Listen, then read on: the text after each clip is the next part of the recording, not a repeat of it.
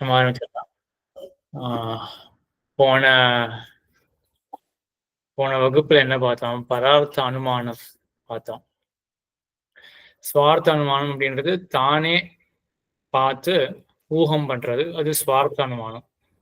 பரார்த்த அனுமானம்ன்றது அடுத்தவர்களுக்கு புரிய வைக்கிறது. அடுத்தவர்களுக்கு புரிய வைக்கும் பொழுது நையாயிகன் அவன் என்ன சொல்றாங்கன்னா, புரிய வைக்கும் பொழுது 5 வாக்கியங்கள் பிரயோகம் பண்றோம் அப்படின்னு சொன்னான். நம்ம சித்தாந்தத்துல என்ன நிர்ணயம்? அடுத்தவர்களுக்கு புரிய வைக்கும் பொழுது எத்தனை வாக்கியங்கள்? 2. 2. பிரதிஜா அப்புறம் கேது அதுலயே வந்துரும் அப்படின்னு சொல்லி அது நம்ம சித்தாந்தம். அது பௌத்த சித்தாந்தம். பௌத்தர்கள் தான் என்ன சொல்றா அப்படின்னா 2 போதுமே அப்படின்னு. மீமாம்சகால் என்ன சொல்றா அப்படின்னா 3 வேணும் அப்படின்னு சொல்றா. நம்ம என்ன சொல்றோம் அப்படின்னா, இந்த நையாயிகன் சொல்றது 5 வேணும் அப்படின்னு சொல்றான் இல்லையா? நம்ம என்ன சொல்றோம்?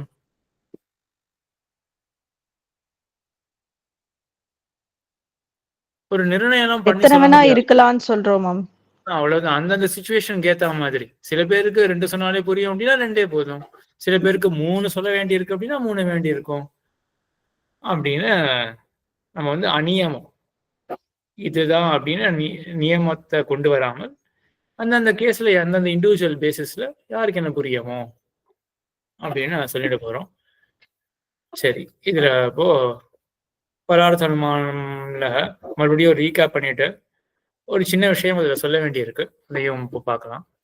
இப்போ பிறருக்கு தெரிவிக்கும் கிரமம் அதுதான் பரார்த்த அனுமானம். எப்படி நம்ம அடுத்தவருக்கு புரிய வைக்கிறோம் அப்படின்னா, முதல்ல பிரதிஜா, அப்புறம் ஹேத்து, அப்புறம் உபநயம், நிகமனம். பிரதிஜா, ஹேத்து, உதாரணம், உபநயம், நிகமனம். ஆமா, இந்த 5 ஆச்சு இல்லையா? சரி, கடைசியில நம்ம என்ன போய் முடிக்கிறோம்? ஆகையினால அந்த மலையை போலதான் இந்த இதுவும், ஆகையினால மடப்பள்ளியை போலதான் இந்த மலையும் அப்படின்னு. மடப்பள்ளியை போலதான் அப்படின்றது எந்த அம்சத்துல அது போலதான்? சாதிருஷ்யம், அது ஒத்த தன்மை. எந்த அம்சத்துல அது ஒத்த தன்மை? கடைசியில முடிக்கும் பொழுது என்ன? எந்த அம்சத்துல ஒத்த தன்மை?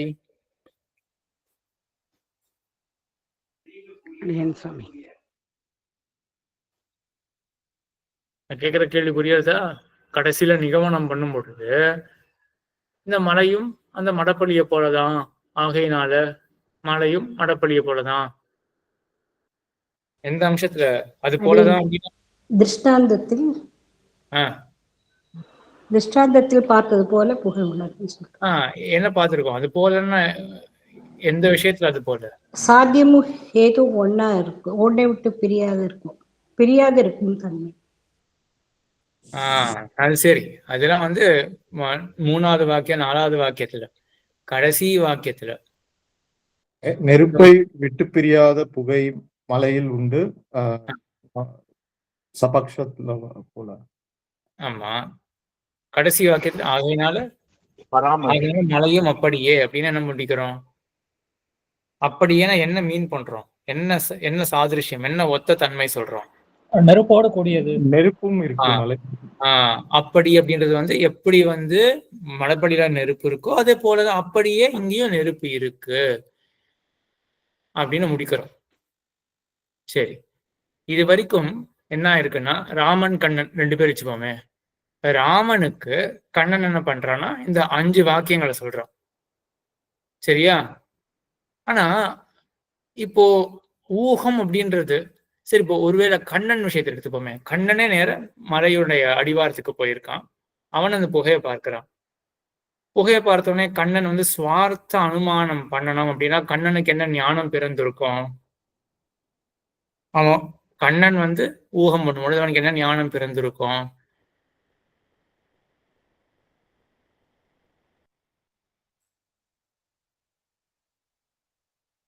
இதெல்லாம் கொஞ்சம் டிப்ஸ்ல இருக்கணும்.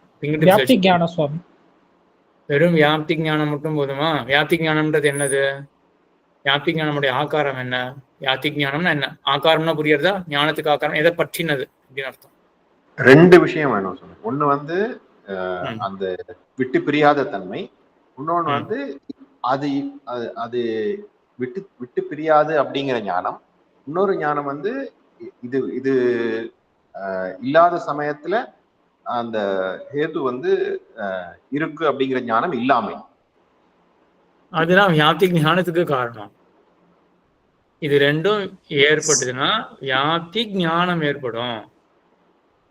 இதெல்லாம் கொஞ்சம் சாத்திய சமானாதிகரணம்.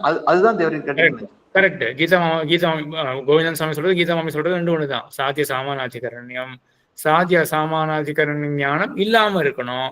ரெண்டு இருந்ததுன்னா சாத்திய பாவம். ஆமா, சாத்தியா பாவத்துல இது இல்லை அப்படின்னு இது இருக்கு அப்படின்ற ஞானம் நமக்கு இருக்கக்கூடாது அப்படின்னு இது ரெண்டும் இருந்ததுன்னா சரி, இது அந்த ப்ராசஸ்ல போவோமே. சரி, இது ரெண்டும் இருந்ததுன்னா நமக்கு வியாப்தி ஞானம் ஏற்படும். வியாப்தி ஞானம்னா என்னது? எதை பற்றின ஞானம்? நெருப்பை விட்டு பிரியாது புகை, புகையில இருக்கக்கூடிய ஒரு தன்மை. இது போதுமா? கண்ணன் வந்து அங்க நெருப்ப ஊகம் பண்ணணும். கண்ணன் வந்து ஊகம் பண்ணும்போது என்ன ஞானம் இருக்கும்? பிரத்யக்ஷத்துல ஹேதுவை பார்த்திருக்கணும். எல்லாத்தையும் சேர்த்து இதுக்கெல்லாம் ஒரு பேர் இருக்கு, பராமர்சம். பராமர்சம் அப்படின்னு. சரி, பராமர்சம்ன்றது எக்ஸாக்டா என்ன ஞானம்? பராமர்சம்ன்றது என்ன ஞானம்? நெருப்பை விட்டு பிரியாத புகை மலையில் இருக்கு அப்படின்றது அந்த ஞானம். இது கொஞ்சம் மாத்திக்கலாம். நெருப்பை விட்டு பிரியாத புகையை கொண்டது மலை. சோ நம்ம மலையை பத்தி சொல்றோமா, இல்லாட்டி நெருப்பை விட்டு பிரியாத புகை மலையில் இருக்கு அப்படின்னா எதை பத்தின விஷயம்? இது விசேஷம் என்னவாயிடும்? நெருப்பை விட்டு பிரியாத புகையை பத்தி பேசுறதாயிடும். புகையை பத்தி பேசுற மாதிரி ஆயிடும். அதனால கொஞ்சம் மாத்தினோம்னா நெருப்பை விட்டு பிரியாத புகையை கொண்டிருக்க மலை, ஆகினால நெருப்பை கொண்டிருக்க மலை அப்படின்னு வெறும் மலையில மட்டும் ஃபோக்கஸ் இருக்காம தாத்பரியம் இருக்கா மாதிரி இருக்கும். ஆனா பராமர்சம் ஞானம் அதுதான். இந்த நெருப்பை விட்டு பிரியாத புகை அது மலையில இருக்கு அப்படின்னு அது மலைக்கு ஒரு விசேஷமாக புகையை கொண்டு வந்தாலும் அதான் பராமர்ச ஞானம். சரி, அப்போ என்ன தெரியறது? ஊகம் பண்ணணும். ஊகம்னா நான் கண்ணால பார்க்காத ஒரு விஷயத்த நாம் தெரிஞ்சுக்க போறோம். அதான் அனுமிதி அப்படின்னு பெயர். மலையில் நெருப்பு இருக்கு, அப்படி நெருப்பை கொண்டது மலை, நெருப்பை கொண்டது மலை அப்படின்ற அந்த அனுமதி இருக்கு இல்லையா? அந்த அனுமதிக்கு முன் க்ஷணத்துல என்ன ஞானம் வேணும்? பராமர்சம் அப்படின்ற ஞானம் வேணும். சரி, இப்போ நம்ம இங்க இது வந்து கண்ணன் அந்த புகையை பார்த்த உடனே அவனுக்கு வியாப்தி ஞானம் ஞாபகம் வரும்.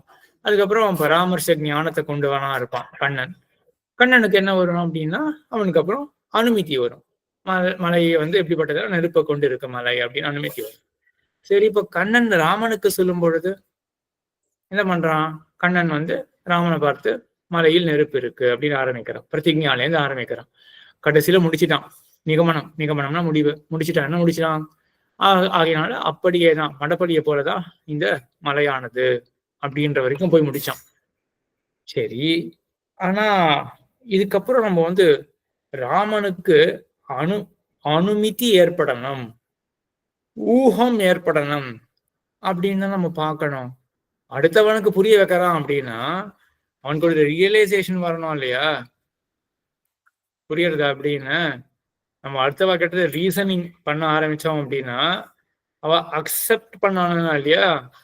அந்த அக்செப்டன்ஸ் வரணும்ல. சோ என்ன அக்செப்ட் பண்ணணும்? ஆக்சுவலா ராமன் வந்து என்ன ஒப்புக்கொள்ளணும்? கடைசி அவங்களுடைய பலன் என்ன? ராமனுக்கு எந்த ஞானம் பிறக்கணும்? மலையில் நெருப்பு இருக்குங்கிற ஞானம் பிறக்கணும். மலையில் நெருப்பு இருக்கு அப்படின்னு ஞானம் பிறக்கணும் இல்லையா? எப்படி ராமனுக்கு தெரிய வரும் மலையில் நெருப்பு இருக்கு, நெருப்பை கொண்டது மலை அப்படின்றது எப்படி ராமனுக்கு எப்படி தெரிய வரும்? இந்த ரீசனிங்க ஃபாலோ பண்ணி அவரும் அதே மாதிரி ஊகம் பண்ணிதான். அப்போ ராமனுக்கு என்ன ஏற்படணும் அப்படின்னா கண்ணனுக்கு என்ன ஞானம் ஏற்பட்டதோ அதேதான் ராமனுக்கு ஏற்படணும். கண்ணனுக்கு என்ன ஞானம் ஏற்பட்டது? நெருப்பை விட்டு பிரியாத புகையை கொண்டது மலை அப்படின்னு ஏற்பட்டதா? எக்ஸாக்டா இதே ஞானம் தான் ராமனுக்கும் ஏற்படும். நெருப்பை விட்டு பிரியாத புகையை கொண்டது மலை அப்படின்ற ஞானம் ஏற்படணும். அந்த ஞானம் ஏற்படுறதுக்கு தான் இந்த 5 ரீசனிங் ஸ்டெப்ஸ் இருக்கு இல்லையா? ஆக இந்த 5 வாக்கியங்களையும் கேட்டு அதுக்கப்புறம் ராமன் வந்து அவனே யோசிச்சு பார்த்து அவன் புரிஞ்சுப்பான். ஓ அப்படியா, இப்ப நெருப்பை விட்டு பிரியாத புகை அந்த தன்மை கொண்டது புகை, அப்படிப்பட்ட புகையானது இங்க இருக்கு. சரி, இப்ப நெருப்பை விட்டு பிரியாத புகையை கொண்டு இருக்கு மலை, நெருப்பு இருக்கு மலையில், அதாவது நெருப்பை கொண்டது மலை அப்படின்னு ராமனும். இதுதான் ஆக்சுவலா இப்படிதான் வந்து வாதமே நடக்கும். அப்படி இல்லைன்னா வச்சுப்போமே, இப்போ ராமனுக்கு கண்ணன் வந்து மலையில் நெருப்பு இருக்கு அப்படின்னு சொன்ன மாத்திரத்துல கண்ணன் என்ன சொன்னாலும் நான் நம்புறேன் அப்படின்னு ஸ்திதி இருக்கு அப்படின்னு வச்சுப்போமே, அப்ப என்ன ஆகும்? அவனுக்கு ரீசனிங்கே வேண்டாமே. கண்ணன் வந்து சொல்றான் ராமா மலையில் நெருப்பு இருக்கு அப்படின்னு சொல்றான், கேட்ட உடனே நம்பிடுறான் இல்லையா? இதுதான் நம்ம அடுத்ததுல பார்க்க போறோம், சாப்த போதம் அப்படின்னு. சப்தத்துல பார்த்துருக்கோம் இல்லையா? சப்தத்தினால சப்தத்தை பிரமாணமாக கொண்டா இந்த ராமன் வந்து சப்தத்தை கேட்கறான், அவனுக்கு ஞானம் வந்துருச்சு அப்படின்னா அது வேற ரீதியில போயிடும். இங்கானா என்ன ஆகுது அப்படின்னா, சப்தங்களை பிரயோகம் பண்றது எதற்காக? இந்த ரீசனிங்க டெவலப் பண்றதுக்காக. கடைசியில ராமனும் கடைசியில ரீசனிங் மூலமா தான் அவன் அந்த அனுமானம் பராமர்சம் மூலமா தான் அவன் அனுமதி அடைய போறான். இது கொஞ்சம் முக்கியமான விஷயம், எல்லாம் மனசுல வாங்கிக்கோங்க. அதான் அவங்க கடைசியில போட்டிருக்கேன், இவற்றை கேட்டு நெருப்பை விட்டு பிரியாத புகை மலையில் உள்ளது. கொஞ்சம் மாத்தி போட்டேன், நானும் கொஞ்சம் விசேஷம் அந்த மாத்தி போட்டேன். புகையை கொண்டது மலை அப்படின்னு சொல்லுவாங்க.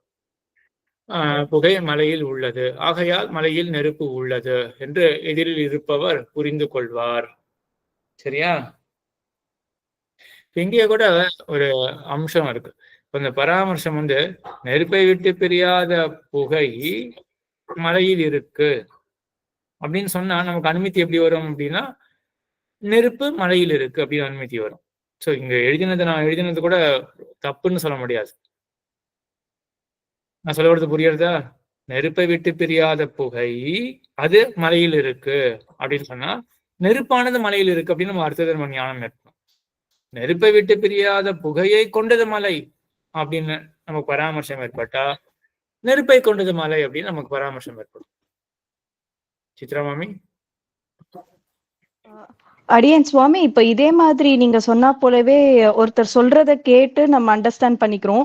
அதே மாதிரி இப்போ புக்ல எல்லாம் நம்ம படிச்சிருக்கோம், இந்த மாதிரி there is no smoke without fire அப்படின்னு படிச்சிருக்கோம்னு வச்சுக்கோங்களேன்.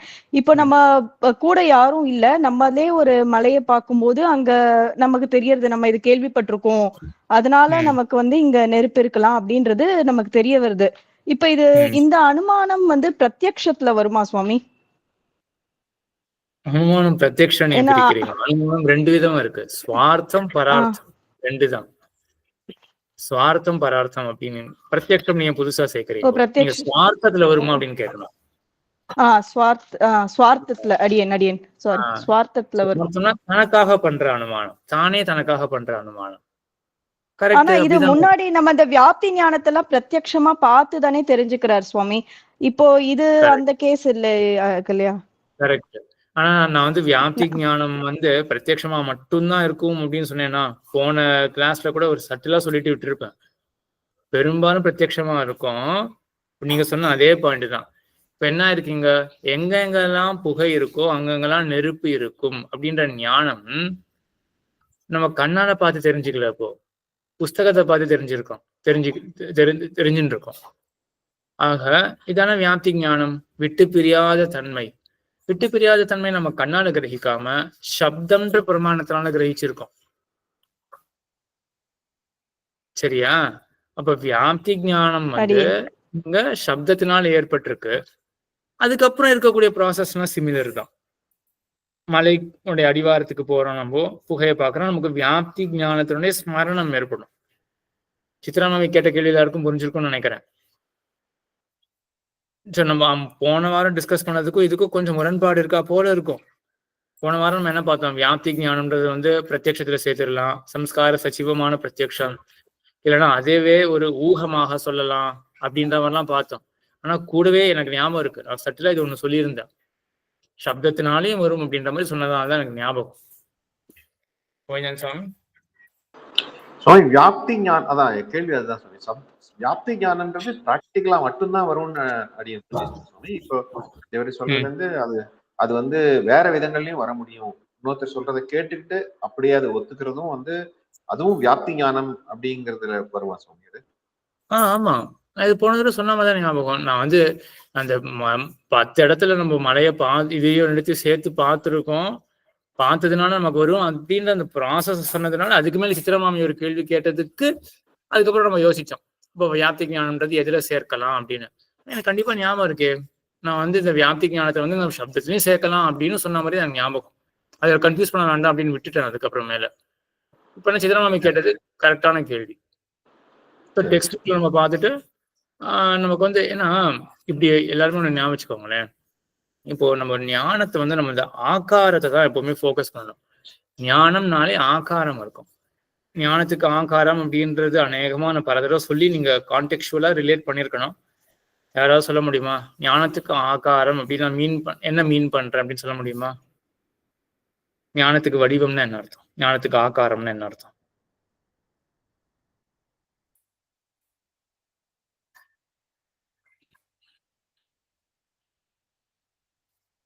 விஷயம்தான், எதை பற்றினதோ. ஞானத்துக்கு ஆகாரம்ன்றது இதான் மீனிங், எதை பற்றினது.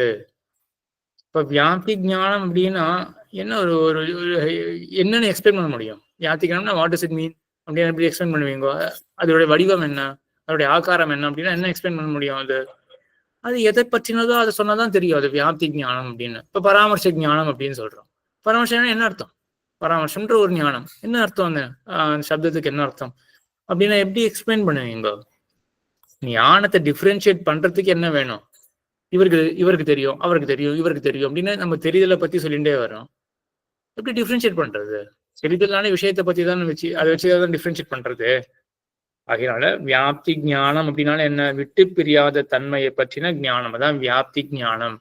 எத்திர தூமகா தத்திர வன்னியே, எங்கெங்கெல்லாம் புகை இருக்குமோ அங்கெங்கெல்லாம் நெருப்பு இருக்கும் அப்படின்ற ஒரு ஞானம் இருக்கு இல்லையா, அதான் வியாப்தி ஞானம். இப்போ ஒருத்தர் சொல்ல இதே ஞானம் நமக்கு வரலாமே. நம்மளே 10 இடத்துல பார்த்து தெரிஞ்சுக்கிறது, ஒருத்தர் சொன்னதுனால நம்ம தெரிஞ்சுக்கிறது. இப்போ அதுவே தான் நான் இந்த பரவர்த்தன மானத்திலே சொன்னேன். கண்ணன் வந்து முதல்ல சொல்றான் மலையில நெருப்பு இருக்கு அப்படின்னு சொல்லிட்டான். சொன்ன உடனே ராமன் முழுசாவே தெரிஞ்சுட்டான் அப்படின்னு வச்சுக்கோங்க. அப்போ நேர சப்தத்தினாலே தெரிஞ்சுட்டான் அவன். அப்போ அந்த ஞானத்தை நம்ம அடையறதுக்கு பல வழிகள் இருக்குதான். கோவிந்தன் சாமி சுவாமி அப்படி சொல்றதை எடுத்துக்கிறதா இருந்தா ஒருத்தர் நம்ம கிட்ட பொய் சொல்லிட்டாருன்னா அப்ப அது தப்பான ஞானம் ஆயிடாதா? ஆமா, உலகத்துல அப்படிதான் நடக்கிறது. சப்தத்தினால எவ்வளவு தப்பான ஞானம் தான் ஏற்படுறது இல்லையா? அப்ப அதுக்கு வியாப்தின்னு எப்படி வியாப்தி இல்லாத ஒரு விஷயத்த வியாப்தி இருக்குன்னு சொல்லிட்டாரு ஒருத்தர் அப்படின்னா நம்ம அதை அப்படியே எடுத்துக்கிட்டோம்னா அது அப்ப வியாப்தி இல்லாத விஷயத்த நம்ம வியாப்தின்னு எடுத்துக்கிற மாதிரி ஆயிடும். ஆமா, அதான் பிரமம். அது எல்லா விஷயத்துல தானே இருக்கு. இப்ப எதிரில அந்த அறையில இவர் இருக்கார் அப்படின்னு ஒருத்தர் போய் சொல்றார். அவர் கேட்ட உடனே நான் நம்பிட்டோம் அப்படின்னா அந்த அறையில அவர் இருக்கார் அப்படின்னு ஞானம் நமக்கு ஏற்படும். கண்ணுல கோளாறு, நம்ம நேரம் அங்க போய் பார்க்கணும், கண்ணே திடீர்னு கோளாறா இருக்கு, அவர் அங்க இருக்க மாதிரி தெரியறது. இதெல்லாம் பார்த்துருக்கோம், இந்த எல்யூஷன் பிரம்மம் என்ன அப்படின்றதுதான். சோ பிரம்மம் வரும், சப்தத்தினாலையும் பிரம்மம் வரும், கண்ணாலையும் பிரம்மம் வரும். சரி, சப்தத்தினால பிரம்மம் வரும்னு சொல்லிட்டேன். இதுலதான் ஒரு பெரிய விசாரமே இருக்கு. சப்தத்தினால நேர பிரம்மன்றது வராது. ஸோ அதுதான் அந்த அபௌருஷேயத்துவம், சொத்தப்பிராமாணியவாதம். அதை இப்போ போய் எல்லாம் கன்ஃபியூஸ் பண்ண வேண்டாம். இது இப்போ மேலோட தெரிஞ்சு வச்சுக்கோங்க. அது மாதிரி அந்த ஒரு ஞானம் ஏற்படுறதுக்கு அதுக்கான பிரமாணம் அப்படின்னு பாக்குறோம் இல்லையா? பிரமாணம்னால என்ன? சரியான அறிவை கொடுக்கக்கூடிய கருவி. அதே கருவி வந்து சில இதில் என்ன பண்ணணும், தப்பான அறிவும் ஏற்படுத்தும். ஆக ஞானத்துக்கு கருவி அப்படின்னு ஜென்ரிக்கா நம்ம பார்த்தோம்னா ஒரு ஞானம் ஏற்படுறதுக்கு சரியான ஞானம் அப்படின்ற அம்சத்திலேயே நம்ம பார்ப்போமே. அவர் வந்து சரியான வியாப்தியை தான் அவர் போதிச்சிருக்காரு, உண்மையை தான் சொல்றாரு அப்படின்னு வச்சுக்கோமே. இப்ப நம்மளாம் பார்த்து தெரிஞ்சுக்கிறது என்ன, இன்னொருத்தர் சொல்லி தெரிஞ்சுக்கிறது என்ன? கடைசியில நமக்கு அந்த ஞானம் வந்துருமே. எப்படியுமே புரிஞ்சிருக்கும்னு நினைக்கிறேன். இப்படி யோசிச்சு பாருங்க. இன்னொன்னு சொல்றேன். இப்போ நம்மளே வந்து 10 இடத்துல பார்த்துருக்கோம், இல்லாட்டி இது ஒரு கேள்வியாவே இருக்கட்டுமே. நம்மளே வந்து 10 இடத்துல பார்த்து ஒரு கிரகிச்சு வச்சுட்டு இருக்கோம். அது பிரத்யட்சமோ இல்லாட்டி பார்த்த சாரதி மிஸ்ரர் சொன்ன மாதிரி அதுவே அனுமானமாகவோ வியாப்தி ஞானம் நமக்கு ஏற்பட்டிருக்கு. என்ன வியாப்தி ஞானம்? எங்கெங்கெல்லாம் புகையோ அங்கெங்கெல்லாம் நெருப்பு அப்படின்ற வியாப்தி ஞானம் ஏற்பட்டிருக்கு. இதுக்கு அப்புறம் நமக்கு அனுமதி ஏற்படணும் இல்லையா? மலை எப்படின்னா நெருப்பை கொண்டது மலை அப்படின்னு. இதுக்கு நடுவுல நம்ம பிரத்யக்ஷம் அப்படின்றத பார்த்துருக்கோம். எதனுடைய பிரத்யக்ஷம்? புகையனுடைய பிரத்யக்ஷம் அப்படின்னு பார்த்துருக்கோம். சரி, பிரத்யக்ஷத்தை கட் பண்ணிட்டு அந்த ஸ்தானத்துல வேற ஏதாவது வச்சு யோசிக்க முடியுமா? வேற ஏதாவது ஒரு சினாரியோ, வச்சுட்டு கடைசியில கண்ணன் வந்து தெரிஞ்சு வச்சுட்டு இருக்கான், தானா 10 இடத்துல பார்த்து தெரிஞ்சு வச்சுட்டு இருக்கான், நெருப்பை விட்டு பிரியாத புகை அப்படின்னு தெரிஞ்சு வச்சுட்டு இருக்கான். அவனுக்கு ஊகம் ஏற்படுறது, அவன் கண்ணே திறக்கல. இப்போ அவன் முன்னாடி கிரகிச்சு வச்சுட்டான், இப்போ அவன் கண்ணை மூடிண்டே இருக்கான் அப்படின்னு வச்சுக்கோங்க. ஆனா இப்ப அவனுக்கு ஒரு ஊகம் ஏற்படுறது, மலை வந்து நெருப்பை கொண்டது மலை அப்படின்னு ஒரு ஊகம் ஏற்படுறது. என்ன சினாரியோ, என்ன பாசிபிலிட்டி? அவன் கண்ணையே திறக்கல. யாராவது சொல்லிருக்கலாம் மலையில புகை வருது பாரு அப்படின்னு. பாருன்னு இல்ல, மலையில புகை வருது அப்படின்னு சொல்லி இப்ப புரியுறதா? சோ அந்த ஞானம் எப்படி வந்தான்? என்ன நம்ம முன்னாடி பார்த்த சிலர் என்னாச்சு, கண்ணனே போய் பாக்குறான், மலையில புகை இருக்கு அப்படின்றத பிரத்யட்சத்தினால தெரிஞ்சுக்கிறான். அதுக்கப்புறம் வியாப்தி ஞானம் வருது, அது ஒரு ப்ராசஸ். இப்ப அதே ஞானம் சப்தத்தினால வந்ததுன்னா கடைசி நம்ம எப்படி ஊகம் தானே வரும் அவனுக்கு.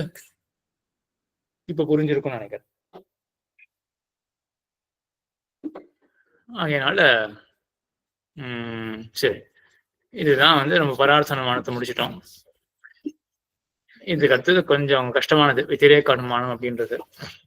மலையில் நெருப்பு இருக்கிறது புகையுள்ளபடியால், சரியா? இது வரைக்கும் நம்ம பார்த்ததே தான். அடுத்தவனுக்கு எப்படி நம்ம புரிய வைக்கிறோம், மலையில நெருப்பு இருக்கு அப்படின்னு பிரதிஜ்ஞா பண்றோம். ஏன் அப்படி சொல்ற அப்படின்னா புகை இருக்கு அப்படின்னு சொல்றோம். சரி, எவ்விடத்தில்? ஆனா நம்ம அடுத்தது எப்படி ஒரு வியாப்திக்கு அவனுக்கு புரிய வைக்கும் பொழுது என்ன சொல்றோம்? உதாரண வாக்கியத்துல போன இதுல கட்டத்துல நம்ம என்ன உதாரணம் சொல்லியிருக்கோம், என்ன உதாரண வாக்கியம் எப்படி இருந்திருக்கோம்? எங்கெங்கெல்லாம் புகை இருக்கோ அங்கெல்லாம் நெருப்பு இருக்குமே, மடப்படியை போல அப்படின்னு சொல்லியிருப்போம் இல்லையா? இப்ப என்ன சொல்றோம் அப்படின்னா, எங்கெங்கெல்லாம் நெருப்பு இருக்காதோ அங்கெங்கெல்லாம் புகையும் இருக்காது, குளத்தை போல. எப்படி குளமோ? இதுதான் வெத்திரேக்கம் அப்படின்னு பேர். வெத்திரேக்கம்னா அபாவம் அப்படின்னு அர்த்தம். இப்ப நம்ம எதுக்கு வியாப்தியை சொல்றோம்? போன கட்டத்துல நம்ம என்ன பண்ணோம் அப்படின்னா, எங்கெங்கெல்லாம் புகை இருக்கோ அங்கெங்கெல்லாம் நெருப்பு அப்படின்னு, புகை வியாபியம், நெருப்பானது வியாபகம். இது கொஞ்சம் நான் வரைஞ்சி காட்டினா கூட கொஞ்சம் புரிஞ்சிருக்கும்னு நினைக்கிறேன். கான்சென்ட்ரிக் சர்க்கிள்ஸா வரையிடும். ஒன்று வந்து சப்செட் ஆகணும், ஒன்று சூப்பர் செட் ஆகும். ஸோ புகை இருக்கிற எல்லா இடத்துலையும் நெருப்பு கண்டிப்பா இருக்கும். சூப்பர் செட் வந்து கண்டிப்பா இருக்கும் இல்லையா? சப்செட் இருக்கிற இடத்துல எல்லா இடத்துலையும் சூப்பர் செட் இருக்கும் இல்லையா? அந்த மாதிரி. இப்போ நம்ம என்ன பண்றோம் அப்படின்னா, அப்படியே மாத்திடுறோம். சரி, நான் இந்த ஸ்டேட்மெண்ட் மட்டும் எழுதியிருக்கேன் இல்லையா? எவ்விடத்தில் நெருப்பு இல்லையோ அவ்விடத்தில் புகையும் இருக்காது அப்படின்னு ஸ்டேட்மெண்ட் எழுதியிருக்கேன். வெத்திரேக்கம் அப்படின்னா அபாவம் அப்படின்னு சொல்லியிருக்கேன். இதை வச்சு இப்ப யாராவது கெஸ் பண்ண முடியுமா? இங்க வியாபியம் என்ன, வியாபகம் என்ன? முன்னாடி வியாபியம் புகை, புகை இருக்கிற எல்லா இடத்துலயும் நெருப்பு இருக்கும், அது சூப்பர் செட் நெருப்பு, சூப்பர் செட் தான் வியாபகம். இப்போ இந்த ஸ்டேட்மெண்ட்ல நான் வந்து இங்க ஹைலைட் பண்றேன். போல இங்க இதான் இந்த ஸ்டேட்மெண்ட்ல, 3வது ஸ்டேட்மெண்ட்ல என்ன வியாபியம் வியாபகம்னு யாராவது கெஸ் பண்ண முடியுமா? கோவிந்தன் சுவாமி. புகையின்மை, புகையின் அபாவம் வந்து வியாபகம், நெருப்பின் இன்மை வந்து வியாபியம். வியாபியம், நெருப்பின்மை வியாபியம், புகை இன்மை வியாபகமாக ஆயிடுறது. சரியா? அதாவது வெத்திரேக அனுமானம் அப்படின்னு பேர். ஏன்னா வெத்திரேக்கம்னாலே அபாவம் அப்படின்னு அர்த்தம். இப்ப எதுக்கு விட்டு பிரியாத தன்மை எது மத்தியில சொல்றோம் அப்படின்னா, அபாவத்தின் மத்தியில சொல்றோம். நெருப்பை விட்டு பிரியாத புகை, அதே போல புகையின்மையை விட்டு பிரியாத நெருப்பின்மை. புகையின்மை இருந்ததுன்னா கண்டிப்பா அங்க நெருப்பின்மை இருக்கும் அப்படின்னு அர்த்தம். ஸோ இது கொஞ்சம் மனசுல வாங்கிக்கிறது சட்டுன்னு கஷ்டமாயிடும். ஏன்னா நம்ம அபாவம் அப்படிலாம் கொண்டு வரும் பொழுது 2 கான்செப்ட் வருது இல்லையா? ஆனாலும் இப்படியா கஷ்டப்பட்டு மனசுல வாங்கிக்கோங்க. புகையின்மை அது வியாபகமாயிடுறது, நெருப்பின்மை வியாபியமாயிடுறது. சரி, குளத்தை போல. இங்க என்ன அர்த்தம்னா, வெத்திரேக அனுமானத்துல நம்மளுடைய 4வது வாக்கியம் இருக்கு இல்லையா? உபநயம் உபநயஹா அப்படின்ற அந்த வாக்கியம், அது இப்ப மாறுபடுறது. நம்ம முன்னாடி கட்டத்துல நம்ம அந்த அன்வய வியாப்தின்னு பேருக்கு, அன்வய வியாப்தி பார்க்கும்பொழுது என்ன உபநய வாக்கியம் எப்படி பார்த்தோம்? இதெல்லாம் ஃபிங்கர் டிப்ஸ் வச்சுக்கணும், கோச்சிங் கிளாஸ் மாதிரிதான். முன்னாடி கட்டத்துல எப்படி பார்த்தோம் உபநய வாக்கியம்? மலையும் மடப்பள்ளியை போலத்தானே. எந்த அம்சத்துல? மலையும் மடப்பள்ளியை போலத்தான். எந்த அம்சத்துல? புகை இருக்கிறபடியா சுவாமி? புகை இருக்கிற அம்சத்துல. மலையும் மடப்பள்ளியை போலதான். மடப்பள்ளியில எப்படி புகை இருக்கோ அதே போலதான் இங்க புகை இருக்கு அப்படின்னு அந்த அம்சத்தை வந்து ஒற்றுமை பார்த்தோம் இல்லையா? இங்க இப்போ வேறுபாடு பாருங்க. மலையோ புகையை கொண்டபடியால் அவர் அவ்வாறு அல்ல. இப்ப இங்க எல்லாமே அவ்வாறு அல்ல, அப்படி கிடையாது அப்படின்னு போய் முடியும். மலையானது குளத்தை போல கிடையாது அப்படின்னு. அங்க என்னாச்சு? மடப்பள்ளிய போல அப்படின்னு. இங்க குளத்தை போல கிடையாது அப்படின்னு. கிடையாதுன்ற பொழுது என்ன இங்க வேறுபாட்டை காட்டுறோம்? அங்க சாதிருஷ்யம் ஒற்றுமை சொல்லணும், இங்க வேறுபாட்டை சொல்லணும். என்ன வேறுபாட்டை இங்க காட்டுறோம்? அங்கேயோ புகை இருக்கு, இங்கேயோ புகை இல்லை அப்படின்ற வேறுபாட்டை காட்டுறோம். சரி சரி, ஆமா, அங்கேயோ புகை இல்லை, இங்கேயோ புகை இருக்கு அப்படின்ற வேறுபாட்டை காட்டுறோம். புரியுறதா? குளத்துல வந்து புகை இல்லை, இது அது போல அல்ல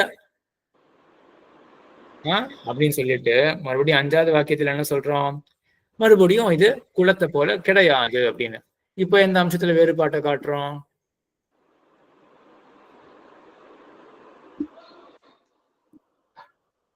எந்த அம்சத்துல வேறுபாட்டை காட்டுறோம்?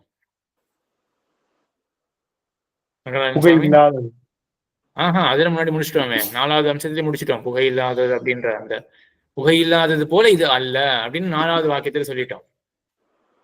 அடுத்தது என்ன? நெருப்புடைய அம்சத்துலதான். அங்கேயோ நெருப்பு இல்லை, ஆனா இது அப்படி கிடையாது.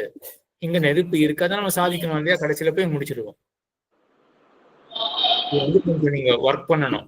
ஃபர்ஸ்ட் எடுத்த உடனே புரியாதது, வெத்திரேகம்ன்றது கொஞ்சம் கஷ்டம்தான். ஆனா அவங்க பேசிக் கான்செப்ட் புரிஞ்சிருக்கும் அப்படின்னு தோன்றது. சரியா? இதுவரையில யாராவது அனுவாதம் பண்ண முடியுமா? இதுல ஒரு டவுட்.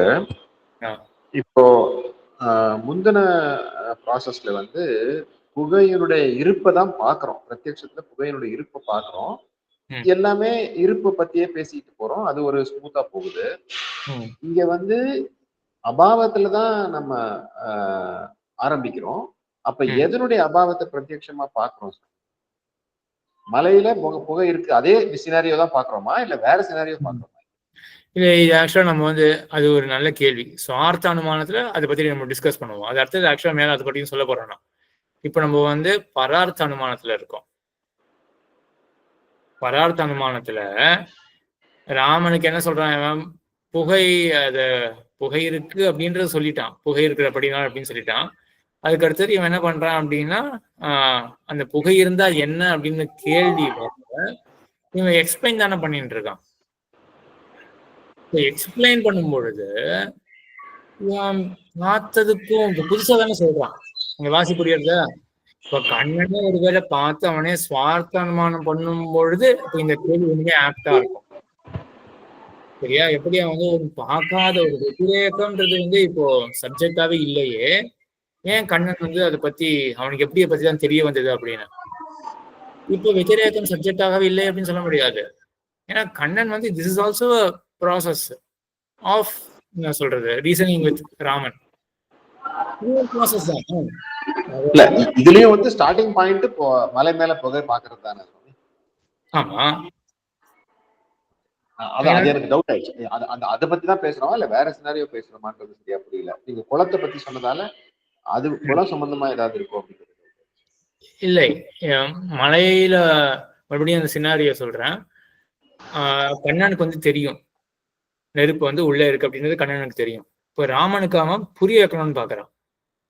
புரிய வைக்கணும்னு பார்க்கும் பொழுது மலையில நெருப்பு இருக்கு, புகை இருக்கிறபடியினால் அதுக்கப்புறம் தான் கேள்வி வருது. அதனால என்ன, இப்போ புகை இருந்தா என்ன அப்படின்னும் பொழுது இதுவும் ஒரு ப்ராசஸ் ஆஃப் ரீசனிங், இல்லாட்டி ப்ராசஸ் ஆஃப் என்னங்க சப்ஸ்டான்ஷியேட்டிங் வச்சுப்போமா, அடுத்தவனுக்கு புரிய வைக்கிறது. இதுவும் ஒரு நிலைப்பாடு இருக்கு. இந்த வெத்திரேகத்தை வச்சுன்னு கூட அடுத்தவனுக்கு புரிய வைக்கலாம் அப்படின்றது. இதுக்கு மேல என்ன எனக்கு நம்ம அந்த ஃபர்ஸ்ட் ப்ராசஸ் ஒத்துக்கும் போது இதையும் ஒத்துக்க கூடாது. இல்ல புரியுது சார், இப்ப புரியுது. அதாவது இப்ப நான் வந்து இது ரெண்டும் ரிலேட்டட் அப்படின்னு முதல்ல பரார்த்தத்திலேயே இன்னொரு பார்ட்டா பாக்குறோம் அப்படிங்கறது நான் புரிஞ்சுக்கல. வெத்திரேக அனுமானம்ன்றது முதல்ல இருந்து ஃப்ரெஷ்ஷா இன்னொரு விஷயம் சொல்ல முடியாது. கரெக்ட், இப்ப புரிஞ்சதுல இப்ப பரார்த்த அனுமானம். ஆனா உங்களுடைய கேள்வி ஒண்ணு இருக்கு. இது பரார்த்த அனுமானம் வந்து இப்ப வெத்திரேகத்தை வச்சு நம்ம பார்த்துட்டு இருக்கோம். நம்ம கடைசியில ராமன் எப்படி புரிஞ்சுக்கிறான் அப்படின்றத போய் நிக்கணும் இல்லையா? சோ வெத்திரேகத்திலே அங்க எப்படி ஷிஃப்ட் ஆகும்? ஏன்னா நம்ம அங்கதான் நீங்க கேட்ட கேள்வி வரும். ஏன்னா நம்ம எல்லாமே இருப்பை வச்சுருந்தானே நம்ம சிமிலர் எல்லாம் டேக் ஆயிடுது, கரெக்டா எல்லாமே டேக் ஆயிடுது. இப்போ நம்ம வெத்திரேக்கத்துல இருந்து எப்படி ஷிஃப்ட் பண்றது? நமக்கு வேண்டியது வெத்திரேக்கத்தை பத்தியே கிடையாது. நம்ம எப்படி போய் அவன் புரிஞ்சுக்கும் பொழுது, ராமன் புரிஞ்சுக்கும் போது எப்படி புரிஞ்சுப்பான்? கண்ணமே கூட தானே சுவார்த்தனமானம் பண்ணும்போது எப்படி புரிஞ்சுட்டு இருப்பான் அப்படின்ற ஒரு கேள்வி இருக்கு. அதை பத்தி நம்ம மேற்கொண்டு பார்ப்போம். வந்து நம்ம இந்த பரார்த்தனமானத்துல சித்ராமாமி. சுவாமி, இப்ப இந்த உதாரணத்துல நெருப்பு இல்லைன்னா புகை இருக்காது அப்படின்றத சொல்றாரு சுவாமி.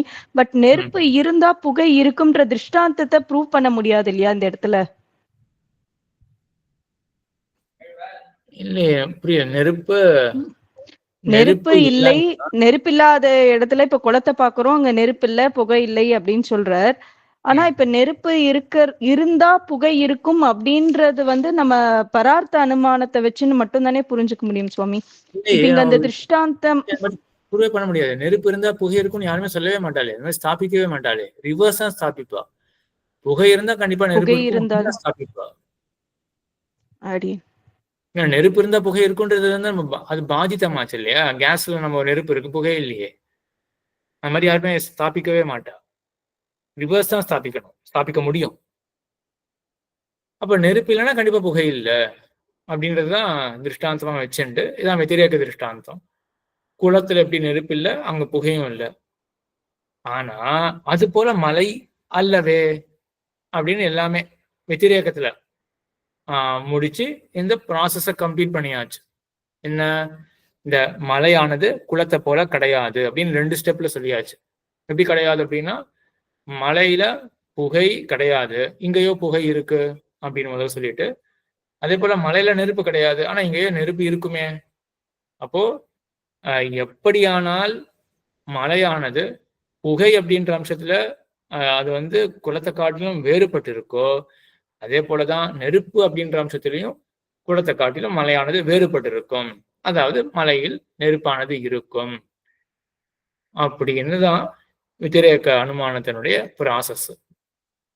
சரி, அப்படி இந்த 5 வாக்கியங்கள் பிரயோகம் பண்றது. சரி, இதுக்கப்புறம் ராமனுக்கு என்ன பராமர்சம் ஏற்பட்டிருக்கும்? ஏன்னா ஃபுல்லும் அபாவத்தை பத்தி தான் பேசியிருக்கோம் நம்ம. இப்படிலாம் கேட்ட உடனே ராமனுக்கு எவ்விதமான ஒரு பராமர்சம் ஏற்படும் அப்படின்னா, இங்கதான் உதயநாச்சாரியர் அப்படின்னு ஒருத்தர், அவர் வந்து உடையவர் காலத்துக்கு முன்னாடி அவர் என்ன பண்ணார் அப்படின்னா, எவ்விதமாக நம்ம வந்து இந்த வியாப்தி ஞானம் இருக்கு இல்லையா, அன்வயமோ வெத்திரேக்கமோ. அன்வயம்னா என்னது, எங்கெங்கெல்லாம் புகை இருக்கோ அங்கெங்கெல்லாம் நெருப்பு இருக்கும் அப்படின்றது அது ஒரு வியாப்தி ஞானம். மற்றொரு வியாப்தி ஞானம் வெத்திரேக்க வியாப்தி ஞானம். அது எப்படிப்பட்டது, எங்கெங்கெல்லாம் நெருப்பு இருக்காதோ அங்கெங்கெல்லாம் புகை இருக்காது அப்படின்னு நம்ம 2 விதமா தெரிஞ்சு வச்சுட்டு இருக்கோம். இந்த 2 விதமான வியாப்தி ஞானத்தினாலே நமக்கு அனுமதி முன்னாடி ஏற்படுற பராமர்சம் எப்படி ஏற்படும் அப்படின்னா, நெருப்பை விட்டு பிரியாத புகையை கொண்டது மலை அப்படின்னு தான். சரியா? அப்ப எப்படிப்பட்ட நம்ம வெத்திரேக்கத்துல பார்த்தாலும் சரி, அன்வயத்துல பார்த்தாலும் சரி, அன்வயம்னா என்ன, அந்த அபாவம் இல்லாமல் எங்கெங்கெல்லாம் புகை இருக்கோ அங்கெங்கெல்லாம் நெருப்பு அப்படின்னு அன்வய வியாப்தி. நம்ம எப்படி அந்த விட்டு பிரியாத தன்மை எதுக்குன்னு பார்த்தா கூட கடைசியில நம்ம வந்து புகையில தான் முடிப்போம் நம்ம அப்படின்னு, அதான் புரிஞ்சுப்போம் நம்ம அப்படின்னு உதயநாச்சாரியர் சொல்றார். ஆனா நவீனர்கள் என்ன சொல்றா அப்படின்னா, நம்ம வந்து அந்த வெத்திரேக்கத்தை வச்சுட்டு கூட நம்மளால பார்க்க முடியும். வெத்திரேக்கம்னா அபாவம், இன்மை, அதை வச்சுட்டே கூட நம்ம வந்து கடைசி வரைக்கும் எக்ஸ்டெண்ட் பண்ண முடியும். ஸோ அப்போ அவன் என்ன சொல்ற, அந்த ஞானம் எப்படி இருக்கும் அப்படின்னா, நெருப்பில்லாத இடத்தில் கண்டிப்பாக இல்லாமல் இருக்கும் புகை அப்படின்னு. சரி, இப்போ 2 ஞானத்துக்கும் வாசி புரியறதா? முதல்ல எப்படி இருந்தது அப்படின்னா, 2மே புகையில தான் முடியறது. ஆனா இந்த புகைக்கு என்ன தன்மை, நெருப்பை விட்டு பிரியாத தன்மை, இவ்வளவுதான் அப்படின்னு ஒரு தன்மை புகையில இருக்கு. அதான் அதோட ஒரு வியாப்தி, அன்வய வியாப்தி அப்படின்றது. இப்போ 2வதுல என்ன இருக்கு, நெருப்பு இன்மை. அந்த நெருப்பு இன்மைக்கு வியாபகமாக ஒரு இன்மை இருக்கு. நெருப்பு எங்க இருக்காதோ அங்க கண்டிப்பாக இல்லாத அப்படின்றது அந்த சூப்பர் செட் வியாபகம். அது ஆக்சுவலா அந்த வியாபகம் என்னது, அது ஒரு அபாவம். எதினுடைய அபாவம் அப்படின்னா புகையினுடைய அபாவம் அப்படின்னு அவ்வளவு சுத்திட்டு கடைசியில புகைக்கு வரும். ஸோ 2 அபாவத்தை போட்டுட்டு 2வது அபாவத்தை கொண்டது அந்த புகை, 2வது அபாவம் புகையினுடைய அபாவம் அப்படின்னு சுத்திட்டு புகை கிட்ட வந்து சேரணும்.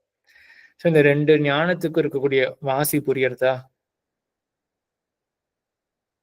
நெருப்பை விட்டு பிரியாதது புகை அப்படின்னு நேர புகையில ஃபோக்கஸ் பண்றோம். அப்படின்னா அந்த நெருப்பை விட்டு பிரியாத தன்மை புகையில இருக்கு அப்படின்னு அதோட முடிஞ்சு போயிடும். 2வது என்ன ஆகுது அப்படின்னா, அந்த வெதிரேக வியாப்தியோட நம்ம அதை அனலைஸ் பண்ணும் பொழுது நமக்கு அந்த பராமர்சம்ன்றது என்னது? அனுமதிக்கு முன்னாடி வரக்கூடிய ஞானம். இப்படிப்பட்ட புகையை கொண்டது மலை. அந்த எப்படிப்பட்ட புகை அப்படின்னும் பொழுதுதான் வெதிரேக பராமர்சம் எப்படி இருக்கும் அப்படின்னா, நெருப்பில்லாத இடத்தில் நிச்சயமாக வியாபகமாக இருக்கக்கூடிய ஒரு அபாவம், அந்த இல்லாமல் இருக்கும் அந்த புகை. அந்த அபாவம் எதனுடைய அபாவம் அப்படின்னா புகையினுடைய அபாவம் அப்படின்ற தாற்பயத்துல. இது 2வது கொஞ்சம் கஷ்டம். யாராவது அனுவாதம் பண்ண முடியுமா? நான் சொன்னது அப்படியே சொல்ல முடியுமா? டபுள் நெகட்டிவ் மாதிரியா சுவாமி? அடியன் டபுள் நெகட்டிவ் தான். ஆனா அந்த டபுள் நெகட்டிவ்லயும் இன்னும் கொஞ்சம் ஒரு சின்ன அம்சமும் மேல ஏறி இருக்கு, அந்த வியாபகத்துவம் அப்படின்ற அம்சமும். அடியன் புகையின்மையின் அபாவத்தினால் நெருப்பின்மையின் அபாவம் தெரிகிறதுன்னு தெரிஞ்சுக்கலாமா? புகையின் அபாவத்தினால் நெருப்பின் அபாவம் தெரிகிறது. இல்ல, முதல் சொன்னதான் கரெக்ட். புகையின்மையினுடைய அபாவத்தினால் நெருப்பின்மையினுடைய அபாவம் தெரிகிறது தான் கரெக்ட். அப்படின்னா என்ன அர்த்தம்? புகை இருக்கிறதால நெருப்பு தெரிஞ்சுக்கிறோம் அப்படின்னு அர்த்தம். புகையின்மையினுடைய அபாவத்தினால் நெருப்பின்மையினுடைய அபாவத்தை தெரிஞ்சுக்கிறோம். இப்ப இங்கதான் டபுள் நெகேஷன் வருது. இப்போ புகையின்மையினுடைய அபாவம்னா என்னது? புகை தானே.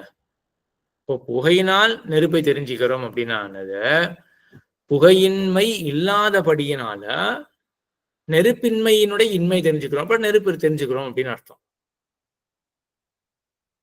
இதுதான் இப்ப அடுத்தது வரப்போறது. இந்த வியாபக பாவை சதி வியாபியசியாபி அபாவா அப்படின்னு அடுத்தது மேல ஒரு கட்டம் வருது. சரி, யாராவது இத கரெக்டா அனுமானம் பண்ண முடியுமா? இந்த அன்வய வியாப்தி, வெதிரேக வியாப்தி. இல்லாட்டி ஒண்ணு பண்ணுவோம், இது கொஞ்சம் சிரமமான விஷயம். மறுபடியும் நீங்க இந்த ரெக்கார்டிங்கை கேட்டாதான் உங்களுக்கு சொல்ல வரும். முதல்ல புரிஞ்சுக்கிறது கொஞ்சம் கஷ்டமான விஷயம் தான் அது. நோட்ஸ்லாம் எடுத்து கொஞ்சம் அந்த வரைஞ்சி பார்த்து நிறைய ப்ராசஸ் பண்ண வேண்டியிருக்கும். ஆனா எனக்கு ஏதோ இப்போ சொன்ன பதில்ல இருந்து எனக்கு ஏதோ புரிஞ்சா எனக்கு ஒரு கான்ஃபிடென்ஸ் இருக்கு. ஓரளவுக்கு பேஸ் வந்தாச்சு அப்படின்ற எனக்கு கான்ஃபிடென்ஸ் இருக்கு. நம்ம என்ன பண்ணுவோம், கொஞ்சம் மேலே போயிட்டு மறுபடியும் ரிவர்ஸ்ல வருவோம், மறுபடியும் ரீகேப் பண்ணுவோம். அப்போ இன்னும் கொஞ்சம் கிளாரிட்டி இருக்கும். அடுத்தது அன்வய வியாப்தி. எவ்விடத்தில் புகையோ அவ்விடத்தில் நெருப்பு. நான் மறுபடியும் எல்லாம் 2-3 தடவை சொல்லியிருக்கேன். ரிடண்டா இருக்கணும்னா கூட ரிடண்டா கூட இருக்காது, கொஞ்சம் நல்லா இன்னும் கிளாரிட்டியை கொடுக்கறதுக்காகவே 2-3 தடவை ரிப்பீட் பண்ணியிருக்கேன். அன்வய வியாப்தி அப்படின்றது எவ்விடத்தில் புகையோ அவ்விடத்தில் நெருப்பு. இப்போ புகை இருக்கும் இடத்தில் பல அபாவங்கள் இருக்கும், ஒன்றும் நெருப்பினுடைய அபாவம் அல்ல. இது ஒரு இன்ட்ரெஸ்டிங் கான்செப்ட். இப்போ அன்வய வியாப்தினா என்னது? எங்கெங்கெல்லாம் புகை இருக்கோ அங்கங்கெல்லாம் நெருப்பு அப்படின்னு தானே அர்த்தம். இது ஆக்சுவலா நம்ம என்ன மீன் பண்றோம்? அப்போ எங்கெங்கெல்லாம் புகை இருக்கோ அங்கங்கெல்லாம் நெருப்பு அப்படின்னு ஆக்சுவலா என்ன மீன் பண்றோம் அப்படின்னா, இங்கேயும் ஒரு விதமா ஒரு அபாவத்தை கொண்டு வரோம். எங்கெங்கெல்லாம் அந்த புகை இருக்கிற இடம் இருக்கு இல்லையா, புகை இருக்கிற இடத்துல 1000 அபாவங்கள் இருக்கும். புகை எங்க இருக்கு? மடப்பள்ளியில இருக்கு. மடப்பள்ளியில என்ன இருக்காது? மடப்பள்ளியில டிவி, ஃப்ரிட்ஜு, கிரைண்டர் தான் கோயில் மடப்பள்ளியில் சொல்றேன், அதில் எதுவுமே இருக்காது அப்படின்னு வச்சுப்போமே. அப்போ இவ்வளவு அபாவங்கள் இருக்காதா? இவ்வளவு அபாவங்கள் இருக்குமா? ஆனால் எதனுடைய அபாவம் கண்டிப்பாக இருக்காது?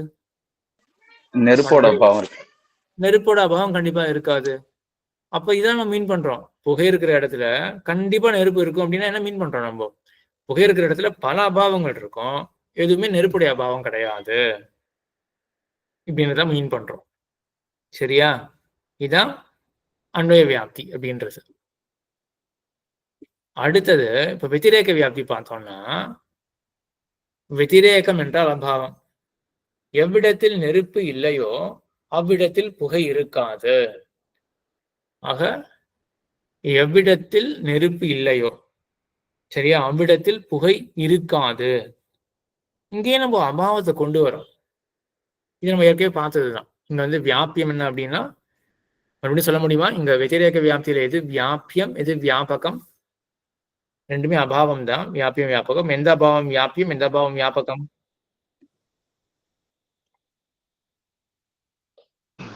நெருப்பின்மை வியாபம், புகை புகை வியாபம். வெறும் ரெண்டுமே இன்மைன்னு வரணும். அரியன் வியாபகம் வந்து புகையின்மை, வியாபியம் வந்து நெருப்பின்மை. நெருப்பின்மை வியாபியம், புகையின்மை வியாபகம் அப்படின்னு இருக்கு இல்லையா? சரி, இதுதான் இங்கேயும் எழுதி வச்சிருக்கேன். வெதிரேக வியாபியம், வெதிரேகம் என்றால் அபாவம். எவ்விடத்தில் நெருப்பு இல்லையோ அப்ப நெருப்பின்மை, அது வியாபியம். அங்க கண்டிப்பா என்ன இருக்கும்? புகையின்மை இருக்கும். சரி, இந்த க்ஷமிக்கணும், போன இதுக்கு வியாப்தி வியாபகம் எது சொன்னீங்க? போனதுல வந்து புகை புகை நெருப்பு நெருப்பு வியாபகம் புரியுதா? புகை வியாபியம், நெருப்பு வியாபகம். இப்போ நெருப்பின்மை வியாபியம், புகையின்மை வியாபகம். சரி, ஆனா அண்மை வியாப்தி சொல்லும்போது கூட நம்ம என்ன பார்த்தோம் அப்படின்னா, புகை இருக்கிற இடத்துல பல அபாவங்கள் இருக்கு, அதுல எதுவுமே நெருப்புடைய அபாவமாக இருக்காது அப்படின்னு அபாவத்தை கொண்டு வந்தோம். இங்கேயே நம்ம அபாவத்தை தான் கொண்டு வரோம். புகையின்மை அப்படின்னு அதுதான் வியாபகம் அப்படின்னு தான் கொண்டு வரோம். இப்ப என்ன வாசி போனதுக்கும் இதுக்கும்? ஒரு சின்ன வாசி இருக்கு. போனதுல நம்ம புகையின்மையை பத்திலாம் யோசிக்கவே இல்லை, வெறும் புகையை பத்தி மட்டும் தான் யோசிச்சோம். ஆனா இப்ப என்ன அப்படின்னா, நம்ம புகையின்மையை பத்தி யோசிக்கிறோம். நெருப்பின்மை வியாபியம், புகையின்மை வியாபகம். அப்ப நெருப்பில்லாத இடத்துல இருக்கக்கூடிய அபாவத்தை கொண்ட அந்த புகை அப்படின்னு நம்ம அபாவம் வழியாதான் நம்ம புகைக்கே போறோம். அதான் இந்த வெதிரேக வியாப்தியில் இருக்கக்கூடிய வைஷமியம், வேறுபாடு. அண்மை வியாப்தியில அந்த மாதிரி இல்லையே, ஞாபகம் வச்சுக்கோங்க. நெருப்பை விட்டு பிரியாத புகை அப்படின்னு நேரம் அப்படி போயிட்டோம் புகைக்கு. சரியா? இதான் அந்த அண்மைய வியாப்தி, வெதிரேக வியாப்திக்கு இருக்கக்கூடிய வைஷமியம். அடுத்தது இப்ப வியாபக அபாவம் இருந்தால் வியாபிய அபாவம், இது ரொம்ப முக்கியம். ஸ்ரீபாஷ்யத்துல 1000 இடத்துல, ஸ்ரீபாஷ்யத்தை சுத்த பிரகாசிகையெல்லாம் 1000 இடத்துல ஆச்சாரியெல்லாம் சாதிப்போம். வியாபக அபகமே சதி வியாபியஸ்யாபி அபகதிஹி அப்படின்னும், வியாபியாபாவே வியாபகஸ்யாபி அபாவஹா, வியாபகாபாவே வியாபியஸ்யாபி அபாவஹா அப்படின்னா பல இடத்துல சொல்லுவோம்.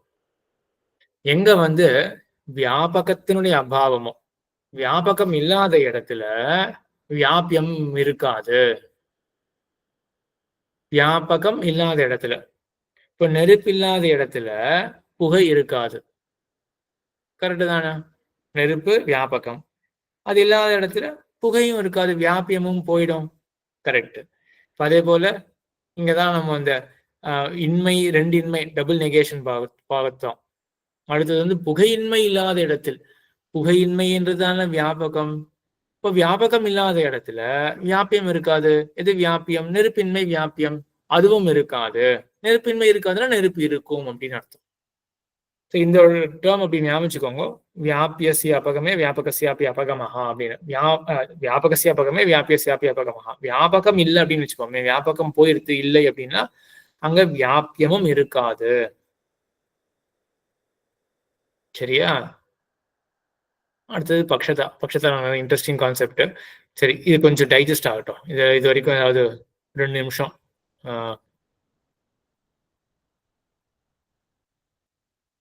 சந்தேகங்கள்? ரங்கநாத சுவாமி. சுவாமி, இந்த பரார்த்த அனுமானம் பண்றதுல அந்த யார்கிட்ட போய் சொல்றோமோ அவருக்கு வியாப்தி ஞானம் இருக்கணும், அதெல்லாம் ஒன்றும் அவசியம் இல்லையா?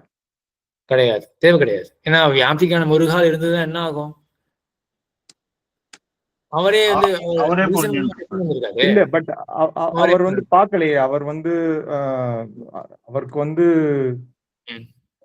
அவர் வந்து அவர் பார்க்கல இல்லையா? கரெக்ட். அப்ப ஹேத்துவை பார்க்கலாம் என்ன சொல்லியிருக்கணும்? அங்க ஹேத்து இருக்கு அப்படின்னு சொன்னா அதோட முடிச்சிருக்கணுமே. நம்ம அது ஒரு உதாரணமா பார்த்தோம் இல்லையா? கண்ணன் வந்து முன்னாடியே தானே கிரகிச்சு வச்சுட்டான் 10 இடத்துல. வியாப்தி ஞானம் இருக்கு கண்ணனுக்கு. கண்ணை மூடின்னு இருக்கான், ஒருத்தர் சொல்றார் புகை இருக்கு அப்படின்னு, அதுவே போதுமானதா இருக்கும் இல்லையா? இந்த பரார்த்த அனுமானமே எதுக்காக அப்படின்னா அந்த வியாப்தி ஞான பூர்வகமாக, பூர்வகம் அப்படின்னா அதை முன்னிட்டு கொண்டு பராமர்சம் வரணும். அதுக்குதான் பரார்த்த அனுமானம். கோவிந்தன் சுவாமி,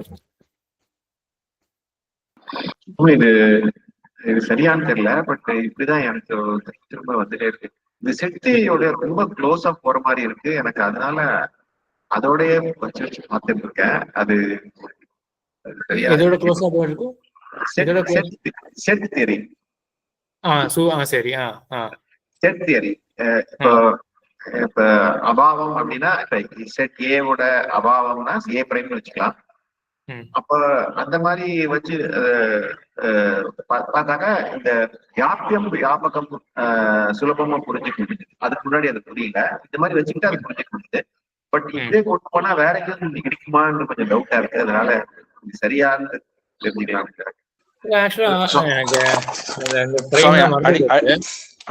அடியேனும் அப்படிதான் அதை யோசிச்சேன். அது இன்டர்செக்ஷனா யூனியனா இருக்குது, இன்டர்செக்ஷனா மாறிடும், அவ்வளவு அது மாதிரி தான் யோசிச்சுட்டேன்.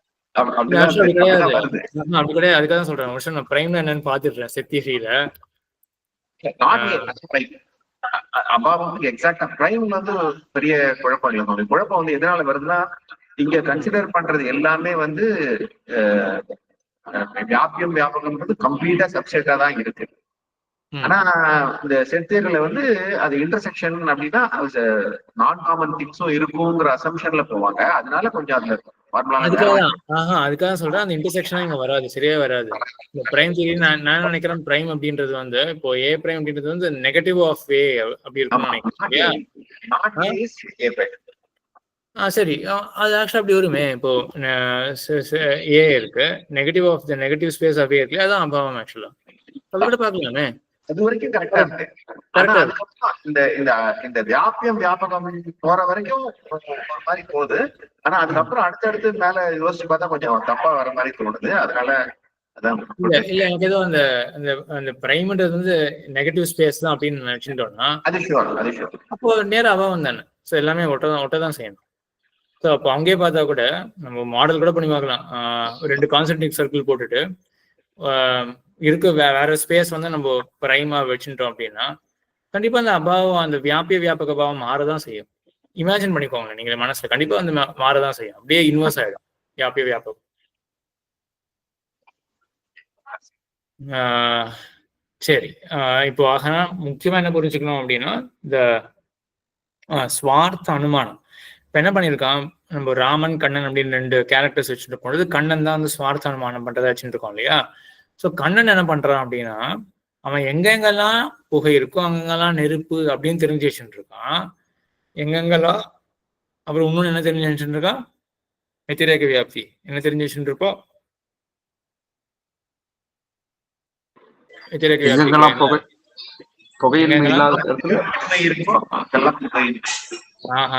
சரியா சொல்லணும். இதெல்லாம் வந்து சரியா புகையின்மை இருக்கிற இடத்துல நெருப்பு. அப்படி கிடையாது. புகையின்மை இருக்கிற இடத்துல நெருப்பின்மை கிடையாது. புகை இல்லாத இடத்துல நெருப்பு இருக்கக்கூடாதுன்னு ஏதாவது இருக்கா? கேஸ் ஸ்டவ்ல தான் இருக்கு நெருப்பு. மாத்தி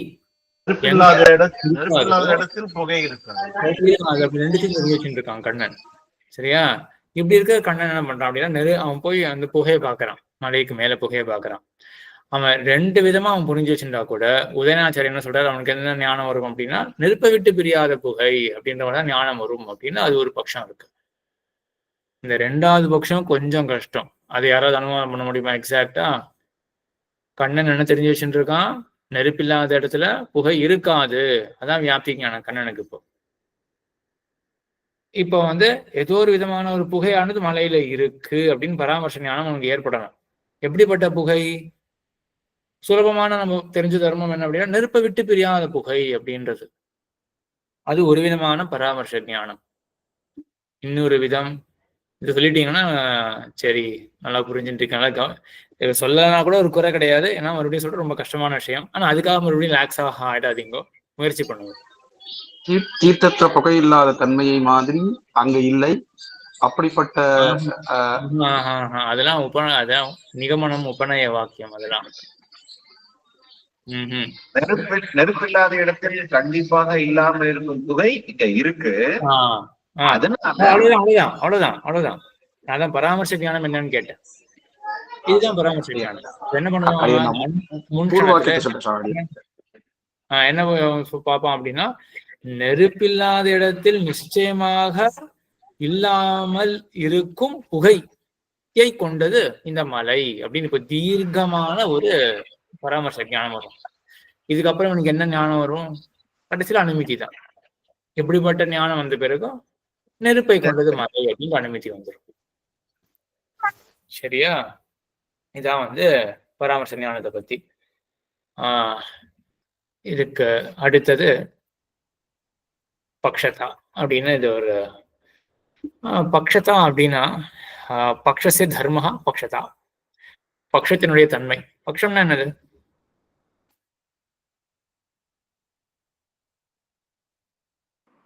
மலைதான் பக்ஷம்.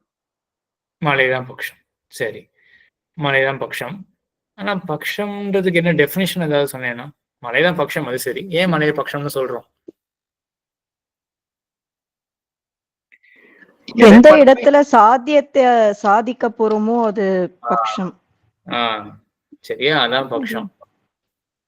எந்த இடத்துல நம்ம சாதிக்க பாக்குறோமோ அதுதான் பக்ஷம். எல்லாரும் நோட்ஸ் வச்சுட்டு இருப்பீங்க அப்படின்னு நினைக்கிறேன். சித்ரா மாமி மாதிரி எல்லாம் படப்படன்னு சொன்னா சரி, எல்லாம் ஃபாலோ பண்ணி நீங்க அதை ஒர்க் பண்றீங்க அப்படின்னு ஆகும். மற்றவாடும் எல்லாம் பண்ணிட்டு இருக்கீங்க, அது தெரியும் எனக்கு. அப்படி பண்ணாதான் கொஞ்சம் எல்லாமே ஃபிங்கர் டிப்ஸ் இருந்தால்தான் சட்டு சட்டு நடத்துறது நல்லா புரிய வரும். அதனால பக்ஷம்ன்றது இங்க நெருப்பை மலையில சாதிக்க பார்க்கறதுனால மலைதான் பக்ஷம். சரி, மலைக்கு என்ன அப்படி ஒரு தன்மை இருக்கு? பக்ஷதா அப்படின்னு மலைக்கு என்ன தன்மை இருக்கு அப்படின்னா, அது சில பேர் பிராச்சீனாள்லாம் என்ன சொல்றா, பிராச்சீனாள் அப்படின்னா ஃபர்ஸ்ட் நையாயிக்கால் இருக்கா இல்லையா, அவன் என்ன சொல்றா அப்படின்னா சாத்திய சந்தேகம் அப்படின்றதுதான் பக்ஷதா அப்படின்னே சொல்ற. மலையில் நெருப்பு உள்ளதா, அப்போ சந்தேகத்துக்கு விஷயமாக இருக்கிற தன்மை இருக்கு இல்லையா, அதான் மலையினுடைய பக்ஷதா. மலையில என்ன தன்மை இருக்கு அப்படின்னா சாத்திய சந்தேகம் இருக்கு, சாத்தியம் இங்க இருக்கா அப்படின்னு தன்மை அப்படின்னு தான் பக்ஷதா. சரி, என்ன ஒரு தாற்பயம் அப்படின்னா, நம்ம எப்போ இன்ஃபர் பண்ணுவோம்? கண்ணை திறக்கிறோம், கண்ணை திறந்து எதிர நம்ம ஒரு பொருளை பார்க்கறோம். நம்ம மைண்டுக்கு வியாபாரம் எதுவும் கிடையாது. கண்ணை திறந்த உடனே நம்ம எதிர இருக்கக்கூடிய பொருள் தெரியும், அவ்வளவுதான். ஆனா இன்ஃபரன்ஸ் அப்படின்றது, அந்த ரீசனிங்கிறது ஒரு மைண்ட் ப்ராசஸ் இல்லையா? நம்ம எப்போ அதை ஈடுபடுவோம்? ஊகித்து நம்ம தெரிஞ்சுக்கிறது, அந்த ஊகம்ன்ற ப்ராசஸ்ல எப்போ ஈடுபடுவோம் அப்படின்றதுதான் இங்க கன்டென்ஷன். அது அந்த இஷ்யூ ஆஃப் கன்டென்ஷன். அதை பத்தி தான் விசாரம் இங்க. அதுல தான் பிராச்சீனாள் என்ன சொல்றா அப்படின்னா, எந்த இடத்துல ஒரு சந்தேகம் ஏற்படுறதோ, கண்ணன் பார்க்கறான் புகைய, ஒரு கால் நெருப்பு இருக்குமா உள்ள அப்படின்ற மாதிரி அவனுக்கு சந்தேகம் ஏற்பட, ஆமா நெருப்பு இருக்குமே அப்படின்னு ஊகித்து தெரிஞ்சுக்கிறான். அப்ப சந்தேகம் வேணும். ஆக எந்த இடத்துல நம்ம சந்தேகப்படுறோமோ அதுதான் பக்ஷம். ஆக சந்தேகம் வேணும் அப்படின்றது ஆயிடுறது. சரியா? இது ஒரு சாராருடைய கருத்து. நவீனாள் என்ன சொல்றா அப்படின்னா, கர்ஜனத்தை கேட்டவுடன் மேகத்தின் அனுமானம். சரியா? இங்கிலீஷ்லயும் எழுதிட்டேன். யாராவது என்ன நான் மீன் பண்றான்னு சொல்ல முடியுமா? கர்ஜனத்தை கேட்டவுடன் மேகத்தின் அனுமானம்.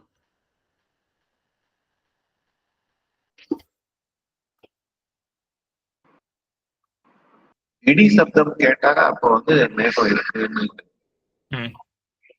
மேகம் இருக்குன்னு நம்ம ரூம்குள்ள இருக்கோம். ரூம்குள்ள இருக்கும் பொழுது இடி சத்தம் கேட்கறது, மேகம் இருக்கு அப்படின்னு நம்ம ஒன்றும் பார்க்கல, வெளில போயிட்டு பார்க்கல. சரியா? அப்ப நம்ம வெளில போய் பார்க்காம நம்ம தெரிஞ்சுக்கிறோம்னா அப்ப என்ன அனுமானம் தானே, அது ஊகித்து தெரிஞ்சுன்றோம். சரி, அது எதுக்கு இங்க சொல்றார்? எதுக்காக? நவீன் சந்தேகமே இல்ல, சந்தேகத்துக்கே இல்ல. ஒரு பிரத்யட்சமா உனத்தை பார்த்தப்பனே உடனேவே நம்ம அனுமானம் பண்ணிடுறோம். இங்க சந்தேகமே ஏற்படலையே, நம்ம பாட்டு ரூம்ல உட்காந்துட்டு இருக்கோம். இங்கேயும் பிரத்யக்ஷம் தான். விஜயராமன் சாமி பிரத்யட்சத்துல பார்த்த அப்படின்னு சொல்லிட்டார். யாருக்கா சந்தேகம் வருதா? இங்க இடிய பார்க்க முடியுமா? காதால கேட்டாலும் பிரத்யக்ஷம் தான். காதால கேட்டாலும் பிரத்யக்ஷம். இதெல்லாம் ரொம்ப சட்டில் பாயிண்ட்ஸ், எல்லாரும் ஃபாலோ பண்றீங்கன்னு நினைக்கிறேன். இல்லாட்டி ரொம்பவே சிம்பிள். ஒரு நான் வந்து சட்டில் நினைச்சிட்டு இருக்கேனோ எல்லாரும் புரிஞ்சுட்டா சரி. காதால கேட்கறதும் பிரத்யக்ஷம் தான். அப்போ அந்த கர்ஜனைய கேட்கறோம் இல்லையா, அதுவே ஒரு பிரத்யக்ஷம் தான். நம்ம பாட்டு அறையில உட்காந்துட்டு இருக்கோம், கேட்ட அடுத்த க்ஷணத்திலேயே நம்ம இன்ஃபர் பண்றோமே. நமக்கு என்ன சந்தேகமா படுறோம், அங்க மேகம் வந்து சேர்ந்திருக்கா இல்லையா அப்படின்னு சந்தேகமே படாம நமக்கே தெரியுது நம்ம இன்ஃபர் பண்றோமே அப்படின்றது. ஆகையனால இன்ஃபரன்ஸுக்கு வந்து நம்ம ஒரு சாத்திய சந்தேகம் வேணும் அப்படின்றது அவசியம் கிடையாது. அது பக்ஷதா அப்படின்னு கொள்ள முடியாது. பக்ஷதானா என்னது? பக்ஷதா அப்படின்னா ஒண்ணு சொன்ன, அந்த அந்த வார்த்தைக்கு ஒரு அர்த்தம் சொன்னேனே, பக்ஷத்தோட தர்மம். பக்ஷத்தோடைய தர்மம், அதான் பக்ஷதா. சரி, இங்க எது பக்ஷம்? இந்த கர்ஜனம் அதெல்லாம் இது பக்ஷம்னு தோன்றது. வானம் தான். வானம் தான் இது பக்ஷம். ஆகாசம் வச்சுக்கோங்க, அந்த வானம், அந்த இடத்துல இருக்கக்கூடிய அந்த வானம், அதான் வந்து பக்ஷம். அப்போ நம்ம பக்ஷத்துல மேகமானது இருக்கா இல்லையா அப்படின்னு சந்தேகமே படலை நம்ம. ஸோ இப்போ அந்த மாதிரி ஒரு தன்மை இல்லை. இது வானத்துக்கு அந்த மாதிரி ஒரு தன்மை இல்லை. என்ன தன்மை இல்லை வானத்துக்கு? வானத்துக்கு சந்தேகம், பக்ஷதா. அதான் பக்ஷதான என்னது? சாத்திய அதாவது மேகம் இருக்கான்ற சந்தேகத்துக்கு விஷயமா இருக்கிற தன்மை. அப்போ கரெக்டா கொண்டு போய் அப்ப சேர்க்கணும் வானத்துல. ஸோ வானத்துல என்ன தன்மை இருக்கலாம்? மேகம் இருக்குமா அப்படின்ற சந்தேகத்துக்கு இடமாக இருக்கக்கூடிய தன்மை. சரியா? அது இப்ப இல்லையே வானத்துல. அப்போ பக்ஷதா இல்லை. பக்ஷதா இல்லைன்னா அப்போ அனுமானமே வராது. பக்ஷதா கண்டிப்பா வேணும் அப்படின்றதுதான். அது பட்சமா இருந்தா தானே நம்ம அனுமானமே பண்ண முடியும். அப்போ அங்க சாத்திய சந்தேகம்ன்ற இல்லையே அப்படின்றதுனால நவீனால என்ன சொல்றா அப்படின்னா, சிஷாத ஈஷாவிர விசிட்ட சித்திய பாவகா அப்படின்னு ஒண்ணு சொல்றா. அது என்ன அப்படின்னா, சித்தி அப்படின்னா சித்தியினுடைய அபாவம் அப்படின்னு ஒண்ணு சொல்றா. இது இருந்தா போதும், சித்தியினுடைய அபாவம் இது இருந்தா போதும். சரியா? சித்தியினுடைய அபாவம் என்னன்னா, சித்தினா ஞானம் அப்படின்னு அர்த்தம். சித்தினா பொதுவாக நம்ம என்ன சொல்லுவோம், சித்தி அப்படின்னா இருப்பு அப்படின்னு அர்த்தம். சரியா? இருப்பு அப்படின்னு அர்த்தம். அதே போல இருக்கு அப்படின்னு தெரிஞ்சுக்கிறது இருக்கு இல்லையா, அதுவும் சித்தி அப்படின்னு பெயர். சித்தி சிறுத்தா அப்படின்னா கேள்விப்பட்டிருக்கோம் இல்லையா, அது சித்தி சிறுத்து. ஆழ்வாருக்கு இது சித்தி சிறுத்து, சம்சேஷம் சித்தி சிறுத்து அப்படின்னு என்ன அர்த்தம்? ஏற்பட்டிருத்து அப்படின்னு அர்த்தம். அதே போல யோக சித்தி ஏற்பட்டிருத்து, அது அங்கேயான ஏற்பாடு அப்படின்னு அர்த்தம். அதே போல சித்தி அப்படின்றதுக்கு இன்னொரு அர்த்தமும் இருக்கு. ஞானம் அப்படின்னு தெரிஞ்சிருத்து அப்படின்னு அர்த்தம். ஆக ஏற்பட்டிருத்து அப்படின்னு அர்த்தம், தெரிஞ்சிருத்து அப்படின்னு அர்த்தம் சித்தி அப்படின்ற சப்தத்துக்கு. இப்போ சித்தமாக எடுத்து அப்படின்னா தெரிஞ்சிருத்து அப்படின்னு அர்த்தம், ஏற்பட்டிருத்து அப்படின்னு அர்த்தம். இப்போ சித்தினா ஞானம் அப்படின்னு அர்த்தம். நெருப்பு உள்ளது என்று ஏற்கவே இருக்கும் ஞானம். சரியா? என்ன சித்தி அப்படின்னா, நெருப்பு இருக்கு அப்படின்னு ஏற்கனவே தெரிஞ்சிருத்து அப்படின்னு வச்சுக்கோமே. மலையில் நெருப்பு இருக்கு அப்படின்னு தெரிஞ்சிருது. இப்ப நம்ம இன்ஃபர் பண்ணுவோமா அப்படின்னா பண்ண மாட்டோம். சரியா? இப்படின்னு இவ்வளவுதான் சொல்றா நவீனாள் வந்து, இவ்வளவுதான் சொல்றா. அப்ப நம்ம எப்போ இன்ஃபரன்ஸ்ல ஈடுபடுவோம், எப்போ இன்ஃபரன்ஸ் ஏற்படும்? இன்ஃபரன்ஸ்க்கு என்ன வேண்டி இருக்கும்? அங்க வந்து சாத்தியம் இருக்கு அப்படின்ற ஒரு நிச்சயம் இருக்கக்கூடாது, ஏற்கனவே தெரிஞ்சிருக்க கூடாது. தெரிஞ்சிருது அப்படின்னா நம்ம வந்து அதுக்கப்புறம் இன்ஃபரே பண்ண மாட்டோம். புரியுறதா? சரி, இதுக்கும் வந்து அண்ணால் நெருப்ப பார்த்துட்டா இது நடக்காது, நெருப்ப பார்க்கலன்னா இது நடக்கும். ஆமா, அது சின்ன ஒரு மாற்றம். கண்ணால பார்க்கணும் அப்படின்னு தேவை கிடையாது. யாரோ ஒருத்தர் சொல்லிட்டாரு நம்ம நம்பிட்டோம் அப்படின்னு வச்சுப்போமே, அப்போ நம்ம இன்ஃபர் பண்ண மாட்டோம். அதனால நெருப்பை பத்தி தெரிஞ்சுட்டோம், நெருப்பு இருக்கு அப்படின்னு தெரிஞ்சுட்டோம்னா அதுக்கப்புறம் நம்ம இன்ஃபர் பண்ண மாட்டோம். சரியா? சரி, இதுலயே வந்து இப்போ இந்த பிராச்சினாளுடைய இதையும் கொண்டு வர முடியுமா? பிராச்சினால் என்ன சொன்னா, வந்து சாத்திய சந்தேகம் இருந்தா நம்ம இன்ஃபர் பண்ணுவோம் அப்படின்னு. இங்க இன்ஃபர் பண்ண மாட்டோம். எங்க இன்ஃபர் பண்ண மாட்டோம்? நெருப்பு இருக்கு அப்படின்னு தெரிஞ்சுட்டு இன்ஃபர் பண்ண மாட்டோம். இப்போ இந்த பிராச்சினால் சொன்னதை நம்ம இங்க சரி கட்ட முடியுமா? ஒரு நான் கொஸ்டின் சரியா கேட்கலன்னு நினைக்கிறேன், அதனால நானே பதிலும் சொல்லிடுறேன். நான் என்ன மீன் பண்றேன் அப்படின்னா, இப்போ நமக்கு ஏற்கனவே தெரிஞ்சிருத்து அப்படின்னா இன்ஃபர் பண்ண மாட்டோம் அப்படின்றதுதான் இப்ப நவியாளுடைய பட்சம். இப்போ யோசிச்சு பாருங்களேன், பிராச்சினால் என்ன சொன்னா, சாத்தியம் வந்து சந்திக்தமாக இருக்கு, சாத்திய சந்தேகம் இருந்தா நம்ம இன்ஃபர் பண்ணுவோம் அப்படின்னு சொன்னா இல்லையா? இங்க பிராச்சியால் பட்சத்துல இன்ஃபரன்ஸ் நடக்காது. ஏன் நடக்காது? சாத்திய சந்தேகம் இல்ல, அதனால பக்ஷத்தா இல்ல. இங்க என்ன தெரிஞ்சுட்டோமே, நமக்கு நெருப்பு இருக்கு அப்படின்னு தெரிஞ்சுட்டோமே. அப்ப சாத்திய சந்தேகம் எப்படி இருக்கும்? பக்ஷத்தா இருக்காது. சரி, ஆனால் பிராச்சீனால் சொன்னதுக்கு என்ன ஒரு தவறான இடம் என்ன எடுத்து, அந்த மேக கர்ஜனத்தினால மேக அனுமானம் இருக்கு இல்லையா, அங்க பிராச்சீனால் என்ன சொன்னா அப்படின்னா, நம்ம அனுமானம் பண்ணணும் அப்படின்னா சாத்திய சந்தேகம் வேணும் அப்படின்னு. அங்கதான் சொன்னா அங்க சாத்திய சந்தேகமே இல்லையே, ஆனா அங்க அனுமானம் நடக்கிறதே அப்படின்னு நபியால் சொன்னான். அதுக்காக நபியால் என்ன மாத்தின்ட்டா, சித்திய பாவம் அதுதான் பக்ஷதா அப்படின்னு மாத்தின்ட்டா. சித்தி இருக்கக்கூடாது, தெரிஞ்சுட்டு இருக்கக்கூடாது அப்படின்னு மாத்தின்ட்டா. சரி, இப்ப நபியால் சொன்ன இந்த பக்ஷதா அந்த மேகம் அப்படின்ற அந்த சினாரியோல பொருந்துமா? அங்க பக்ஷதா இருக்குமா? நபியால் சொல்ற பக்ஷதா அங்க இருக்குமா? இருக்கும் தோன்றது. இருக்கும். எப்படி இருக்கு? ஏன்னா அங்க வந்து சித்தி இல்லாததுனால நமக்கு ஒருவேளை தெரியாம இருந்தா அப்ப அந்த சித்தி ஞானமும் இருக்காது. அதனால அங்க பக்ஷத்தா இருக்கு. சரியா? சித்தி ஞானம் சொல்ல வேணா, சித்தியே தான் ஞானம். சித்தி ஞானம், சித்தியுடைய ஞானம் எங்கேயாவது அப்படி எங்கேயாவது தப்பான அர்த்தம் போயிடப்படுது. சித்தியே தான் ஞானம் அப்படின்றது. அதனால அந்த மேக விஷயத்துல என்ன, அங்க சித்தி இல்லையே, அவன் தெரிஞ்சுக்கலையே. உள்ள ரூம்ல உட்காந்துட்டு இருக்கவன் மேகம் இருக்குன்னு தெரிஞ்சுக்கல. அப்போ சித்தியினுடைய அபாவம் இருக்கே, பட்சத்தா இருக்கு, அதனால அனுமானம் ஏற்படுறது அப்படின்னு. சரி, அப்ப என்ன ஆகும்னா, அப்போ ஒருவேளை சித்தி இருக்கு அப்படின்னு வச்சுக்கோமே, இப்போ இவன் முன்னாடியே பார்த்துட்டான், இவன் பார்த்துட்டு தான் இருக்கான், மேகம் அங்க இருக்கு அப்படின்னு பார்த்துட்டு தான் இருக்கான். அப்போ சித்தி இருக்கா? சரி, அப்போ அனுமானம் நடக்காது. கரெக்ட் தானே? அப்போ தெரிஞ்சுட்டானே அவன், அப்ப அனுமானம் நடக்காது. ஆனா அந்த மாதிரி ஒரு இன்ஸ்டன்ஸ்ல கூட நபியால் என்ன சொல்றா அப்படின்னா, அனுமானம் நடக்கும் அப்படின்னு சொல்றா, இன்ஃபர் பண்ணுவான் அப்படின்னு சொல்றா. என்ன சொல்றா அப்படின்னா, சிஷாதயிஷா அப்படின்னு ஒரு டேர்ம் கொண்டு வரா. சிஷாதயிஷா அப்படின்னா சாதயித்து மிச்சா, இவனுக்கு விருப்பம் இருக்கு, சாதிக்க வேண்டும் அப்படின்னு ஒரு விருப்பம் இருக்கு. அத இன்டென்ட் டு இன்ஃபர், அவனுக்கு ஒரு இன்டென்ஷன் இருக்கு, நான் வந்து அனுமானம் பண்ணி சாதிக்க போறேன் அப்படின்னு. அப்போ என்ன ஆகும்னா, இந்த சித்தி இருந்தா கூட அது ஓவர் ரைட் பண்ணும். சிஷாத ஈஷா இருந்ததுன்னா அதை ஓவர் ரைட் பண்ணி இவன் இன்ஃபரன்ஸ்ல இறங்குவான். சரியா? அப்போ ரெண்டுத்தையும் சேர்த்து, இந்த கடைசி வாக்கியம் இல்லையா, கொஞ்சம் கொஞ்சம் காம்ப்ளெக்ஸா இருக்கும், ரெண்டுத்தையும் சேர்க்கணும். அப்போ விஜயராகவன் சுவாமி, கோவிந்தன் சுவாமி மட்டும் தான் இப்போ கை தூக்கி இருக்காங்க. இது புரியல சொல்றேன். ஏற்கனவே ஞானம் இருந்தா கொஞ்சம் கஷ்டமா இருக்கு. ஏன் இன்ஃபர் பண்ண போறாரு அர்த்தம்? அது அது வந்து ஒன்னு சொல்லுவா. இதுல ஒரு இன்னொரு பேசிக் கொஸ்டினே இருக்கு. இந்த இடி கேட்ட உடனே ஒருத்தன் மேகத்தை அனுமானிக்கிறான்றது வந்து சாதாரணமா இப்போ வந்து அது அது பிரத்யக்ஷத்துல தானே வரும். ஆக்சுவலி ஃபார் எக்ஸாம்பிள், நம்ம எப்படின்னா மடப்படியில பார்த்த நெருப்புல இருந்து புகை வருதுன்றது நம்ம முதல்ல பார்த்திருக்கிற ஞானம் மாதிரி தானே இது இடியில இருந்து வருதுன்றது. முதல் தடவை கேட்ட உடனேவே அவனுக்கு அந்த ஞானம் வந்துடாது. இல்லையே, அப்படிலாம் கிடையாது. குழந்தைக்கு ஏதாவது தெரியுமான்னு, குழந்தை கூட தான் காதுல இடி சத்தம் விடும், அதுக்காக தெரியும். மேகம் தெரியாது சுவாமி, அது மேகத்தை அனுமானிக்கவும் முடியாது. இத பத்தின ஃபர்ஸ்ட் இந்த ஞானம் ஆனா நம்ம அனுமானிக்கிறோமே.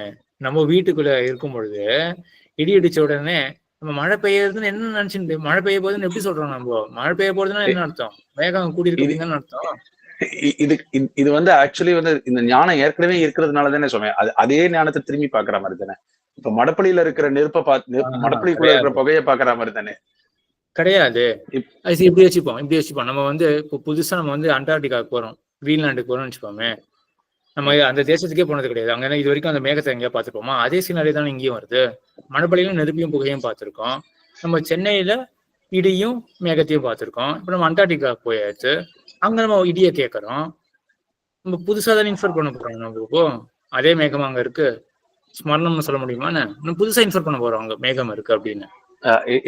இதுல ஒரு சந்தேகம் இருக்கு சுவாமி.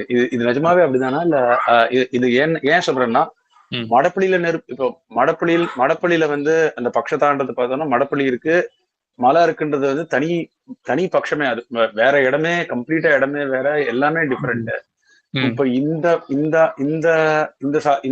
எக்ஸாம்பிள் எடுத்தோம்னு வச்சுக்கோங்க, அது ஒரே இடி சத்தம்ன்றது இடி சத்தம் தான் இல்லையா? இடி சத்தத்தை நம்ம ஏற்கனவே பிரத்யட்சமா கேட்டிருக்கோம், அதனால அதை மேற்கொண்டு நம்ம உடனே மனசு வந்து அனுமானிக்கிறதுன்னு சொல்றோமே தவிர, இப்ப இந்த சினாரியோ வந்து மலையில நடக்கிறச்சே அது புகையை பாக்குறதுன்றது வந்து அது வந்து டோட்டலி டிஃப்ரெண்ட் இல்லையா?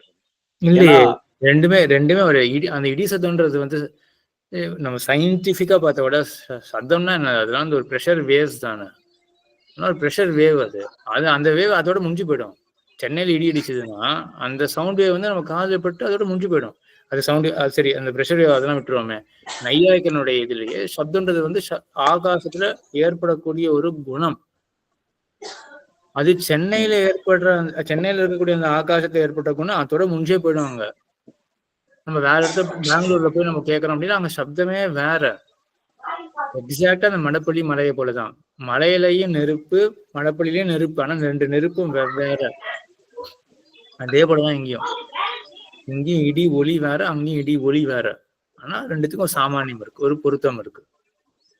Okay sir. இல்ல எனக்கு கொஞ்சம் அதுல ஒரு சின்ன சந்தேகம் இருந்தது. ஏன்னா அது நிஜமாவே அது பிரத்யட்சமா நம்ம இது எடுத்துக்கிறோமா, அந்த இடத்த எடுத்துக்கிறோமா, இல்ல இது ஏன்னா மலையில நெருப்பு பாக்குறது, மலையில புகை பாக்குறதுன்றது வந்து ஒரு தனி சாத்தியம் மாதிரி பார்த்தேன். தனி ஒரு யூஸ் கேஸ் மாதிரி, எக்ஸாம்பிள் மாதிரியே இருந்தது. அதனாலதான் அதுக்கு ஒரு சந்தேகம் வந்து சார். அதே மாதிரிதான் இன்னொரு தடவை யோசிச்சு பார்த்தா அது சரி வந்துடும். ரெண்டும் ஒரே சினாரியோ தான், பேரலா தான் ரெண்டுமே இருக்கு. ஆனா இங்க முக்கியமான கேள்வி என்ன வரும் அப்படின்னா, இப்போ விஷயம் தெரிஞ்சது, சித்தியே ஏற்பட்டுருது, அதுக்கப்புறம் சிஷாத ஈஷா அப்படின்னா வந்து ஒருத்தன் வந்து இன்ஃபர் பண்றதுக்கு வருவானா அப்படின்னா அது தார்க்கிகால் சொல்றா. என்ன சொல்றாரு அப்படின்னா, பிரத்யக்ஷ சித்தேபி வஸ்தூனி தர்க்கரசிக்காக புபுட்சந்தே தர்க்கரசிக்காக அப்படின்னு சொல்லுவா. அதாவது கண்ணுக்கு நேரம் ஒரு விஷயம் தெரிகிறது, அங்க கூட அவன் சாதிக்கணும்னு முற்படுவான் அப்படின்னு இவன் சொல்றான். இன்ஃபர் பண்ணுவான் அப்படின்னு தார்க்கிகாலாம் சொல்றான். நம்ம வந்து விஷயம் தெரிஞ்சிருது, பட் எனக்கு சாதிக்கணும் அப்படின்னு ஆசை இருக்கு, பண்ணுவோம் தான் தோன்றது. நம்ம பண்ணுவோம் அப்படின்னா அந்த ரீசனோட அதையே நம்ம இடி விஷயத்துல யோசிச்சு பார்க்கலாமா. நம்ம வாசல்ல இருக்கோம், மேகத்தை பார்த்துட்டே இருக்கோம், இடிக்கிறது, இன்ஃபர் பண்ணுவோமான்னு தெரியல. சரி, இவன் சொல்றான் நம்ம இன்ஃபர் பண்ணுவோம் அப்படின்னு சொல்றான். நமக்கு ஆசை இருந்துதான் இன்ஃபர் பண்ணுவோம் அப்படின்னு சொல்றான் அவன். பிரத்யக்ஷ சித்த வஸ்துவில கூட வந்து அந்த ஆசை இருந்ததுன்னா இன்ஃபுளுன்ஸ்ல இறங்குவான் அப்படின்னு. சுவாமி, ஞான விருத்தின்னு வச்சுக்கலாமா? One more example, one more sampling அப்படின்னு வச்சுக்கலாமா? அந்த மாதிரி நீங்களே யோசிச்சு பாருங்க, உங்களுக்கு பர்சனல் எக்ஸ்பீரியன்ஸ் அந்த மாதிரி ஏதாவது இருக்கா? நம்ம விஷயம் ஏற்கனவே தெரிஞ்சுட்டோம், பட் ஆனாலும் ஸ்டில் நம்ம வந்து ரீசன் பண்ணி அதை சாதிக்கணும் அப்படின்னு ஏதாவது ஒரு இன்ஸ்டன்ஸ் தோன்றதா வாழ்க்கையில? ஏதாவது அந்த மாதிரி ஏதாவது விஷயம் தெரிஞ்சுட்டோம், எதிரில் வந்து அங்கே கார் போயிட்டு இருக்கு அப்படின்னு தெரிஞ்சு, இல்லாட்டி ஃபேன் ஓடுறதுன்னு நேரம் பார்த்துட்டு இருக்கோம், பண்ணுவோம் தான் தோன்றது. ஆக்சுவலா இப்போ இப்படி ஒரு உதாரணம் வச்சுப்போமே, ஃபேன் ஓடின்னு இருக்கு, ஃபேன் ஓடின்னு பார்த்துட்டே இருக்கும், சத்தம் ஏற்படுறது, ஒரு யூனிக்கான சத்தம், அந்த ஃபேனுக்கே ஏற்ற சத்தமானது ஓடுறது. ஸோ இந்த சத்தத்தை வச்சு நான் இன்ஃபர் பண்றேனே அப்படின்னு பண்ணதான் தோன்றது. ஃபேன் ஓடின்னு இருக்கிறத பார்க்கும் பொழுதே கூட இந்த ஃபேனுக்கே உண்டான யூனிக் சவுண்ட் இருக்கு, ஆகையினால இந்த காலத்துல ஃபேன் ஓடுறது பண்ணுவோம் தான் தோன்றது. ஆக்சுவலா இவன் சொல்றது ரொம்ப ஆப்டா தான் இருக்கும்னு தோன்றது. சுவாமி, இது ப்ரெடிக்டிவ் ஃபெயிலியர்னு ஒண்ணு சொல்லுவா. அதாவது சில சாமான்லாம் இந்த மாதிரி நடந்தா அது ஃபெயில் ஆகும் அப்படின்னு. ஸோ அது அனுமான் இந்த மாதிரி இன்ஃபர் பண்ணி தானே வருது அது அந்த இது. ஆனா இந்த சினாரி மட்டும் வேற மாதிரி யோசிச்சு பாருங்க. அதாவது கண்ணுக்குனே தெரிஞ்சு போயிருது விஷயம், அதுக்கப்புறம் அனுமானம் பண்றது. இந்த ஃபேன் ஒண்ணு அந்த மாதிரி தோன்றது. ஒவ்வொருத்தரும் யோசிச்சு பாருங்க, உங்களுக்கு ஏதாவது சினாரி அந்த மாதிரி தோணுமா அப்படின்னு. ரவி சுவாமி. சுவாமி, இப்போ வெயில் அடிக்கும்போது மழை பெய்யறதுன்னா அப்போ வந்து லைக்லி சான்ஸ் ஆஃப் ரெயின்போ அந்த மாதிரி அது ஒரு லைக்லி சான்ஸ் இருக்கக்கூடாது. லைக்லி சான்ஸ் இருந்தா அப்ப இன்ஃபர் அப்படின்னா இன்ஃபரன்ஸ் பண்றோம் அப்படின்னா பாசிபிலிட்டி இன்ஃபர் பண்றோம் அப்படி இருக்கக்கூடாது. சோ கண்டிப்பா இருக்கணும், ரெயின்போவை பார்க்கணும், பார்க்கும் பொழுதே நம்ம இன்ஃபர் பண்ணணும். மழை பெய்யறது, வெயில் அடிக்கிறது, அப்போ கண்டிப்பா ரெயின்போ இருக்கணுமே அப்படின்னு. சோ பிரத்யக்ஷமா பார்த்துட்டு இருக்கிற விஷயத்திலேயே நம்ம இன்ஃபர் பண்ணுவோமா அப்படின்னா நிறைய பண்ணுவோம் சுவாமி. இது நம்ம நிறைய பண்ணுவோம்னு நினைக்கிறேன் என்ன பொறுத்தவரைக்கும். ஒரு சின்ன எக்ஸாம்பிள் கூட சொல்லலாம் சுவாமி. அடியனுக்கு இப்ப சட்டுன்னு ஒண்ணு தோணுது. ஆத்து வாசல்ல அப்பாவோட செருப்பு இருக்குன்னு வச்சுக்கோங்க. அப்பா ஆத்துல இருக்காரா இல்லையான்னு தெரியல, செருப்பை பாத்துடுறோம். அப்பா இருக்காருன்னு உள்ள பார்த்தவனே செருப்பு இருக்கு, அப்பா இருக்கு கண்டுக்கிறேன்னு நம்ம மனசு ஏற்கனவே சொல்லித்து அப்படின்னு நம்ம ஏற்கனவே மனசு சொல்லித்து பாரு அப்படின்னு சொல்லியிருப்போம். நம்மளே சொல்லி பார்த்து போறோம். அங்க ரிவர்ஸ், அது ரிவர்ஸ். அது முன்னாடி அனுமானம் பண்ணிட்டு அப்புறம் அப்பாவை பாக்குறோம். அப்பாவை பார்த்த அப்புறம் கூட செருப்பு பார்த்த உடனே வந்து செருப்பையும் பார்த்தியே அப்பாவையும் பாக்குற, அதனால மனசு உடனே சொல்லும் செருப்பு பார்த்த உடனே நீ சொல்லிருக்கணுமே அப்படின்னு சொல்லுங்க. அத ஏற்கனவே சொன்னேனே அப்படின்னு சொல்லுங்க. இல்லை இல்லை அப்படி கிடையாது. அப்பாவை பார்த்துட்டு இருக்கும் பொழுதே அப்பாவை பார்த்துட்டு போது பிரத்யக்ஷம், அப்பா இதுல இருக்காரு அப்படின்னு தெரியாது பிரத்யக்ஷம். பார்த்துட்டு இருக்கும் பொழுதே அப்பாவுடைய செருப்பையை நம்ம பார்த்துட்டு அப்பா எங்க இருக்காரு அப்படி அனுமானம் பண்றது. அப்படி பண்ணுவோம். அது இல்ல ஓகே. இந்த ஃபேன் இந்த ஃபேன் விஷயம் ஆக்சுவலா நான் பண்ண மாதிரி எனக்கு ஞாபகம். இந்த மாதிரி ஃபேன் ஓடிண்டே இருக்கும், ஃபேன் சத்தத்தை வச்சுட்டு இதான் ஃபேன் ஓடுறது அப்படின்ற மாதிரி ஏதோ பண்ண மாதிரி. அந்த மாதிரிலாம் ஒருத்தருடைய பர்சனல் எக்ஸ்பீரியன்ஸ் பாத்துக்கோங்களேன். சித்ரா மாமி. சுவாமி இது இந்த வியாப்தி ஞானமே ஒரு அனுமானம் அப்படின்ற மாதிரி பார்த்தோம்ல சுவாமி, பார்த்தசாரதி மிஸ்ரர் சொல்லியிருக்காருன்னு. இப்போ இந்த வியாப்தி ஞானம் ஏற்படுறதுக்கே இங்க அனுமானம் பண்றா அப்படின்ற மாதிரி எடுத்துக்கலாமா? திரும்ப நம்ம சாதிக்க பாக்குறோம் அப்படி நம்ம வி ட்ரை டு இன்ஃபர் அது அந்த ஞானத்தை நம்ம அதாவது ஒரு ப்ரூஃப் மாதிரி இத நம்மளே சொல்லி பாத்துக்கிறோம் அப்படின்ற மாதிரி. ஆனா அதுக்காக நம்ம சொல்றது சரி. சித்தாமாமி நல்ல ஒரு தாட் சொல்லியிருக்கா. ஆனா கொஞ்சம் டிஃபைன் பண்ணி நான் சொல்றேன் என்ன சொல்ல வரா அப்படின்றத. ஸோ பார்த்தசாரதி மிஸ்ரர் மத்தத்துல எங்கெங்கெல்லாம் புகை இருக்கோ அங்கெங்கெல்லாம் என்ன இருக்கு, நெருப்பு இருக்கு அப்படின்றது அந்த வியாப்தி ஞானமே அதுவே ஒரு ஊகம்தான் அப்படின்னு முன்னாடி நம்ம ஒண்ணு பார்த்துருந்தோம். இப்போ அதே மாதிரி இன்னொன்னு பார்த்துருந்தோம். நையாயிக்கனுடைய பட்சத்துல இந்த எங்கெங்கெல்லாம் புகை இருக்கோ அங்கெங்கெல்லாம் நெருப்பு அப்படின்றது ஒரு பிரத்யக்ஷம், சம்ஸ்கார சச்சிவமான அது ஒரு பிரத்யக்ஷம் அப்படின்றதையும் பார்த்துருக்கோம். ஸோ அது ரெண்டுத்தையும் ரிலேட் பண்ணி தான் மாமி சொல்றதான்னு நினைக்கிறேன். ஸோ இப்போ என்ன அர்த்தம், இந்த வியாப்தி ஞானமே அது ஒரு விதமான ஒரு பிரத்யக்ஷம் தானே. அப்ப பிரத்யக்ஷ ஞானம் ஏற்பட்டாச்சு.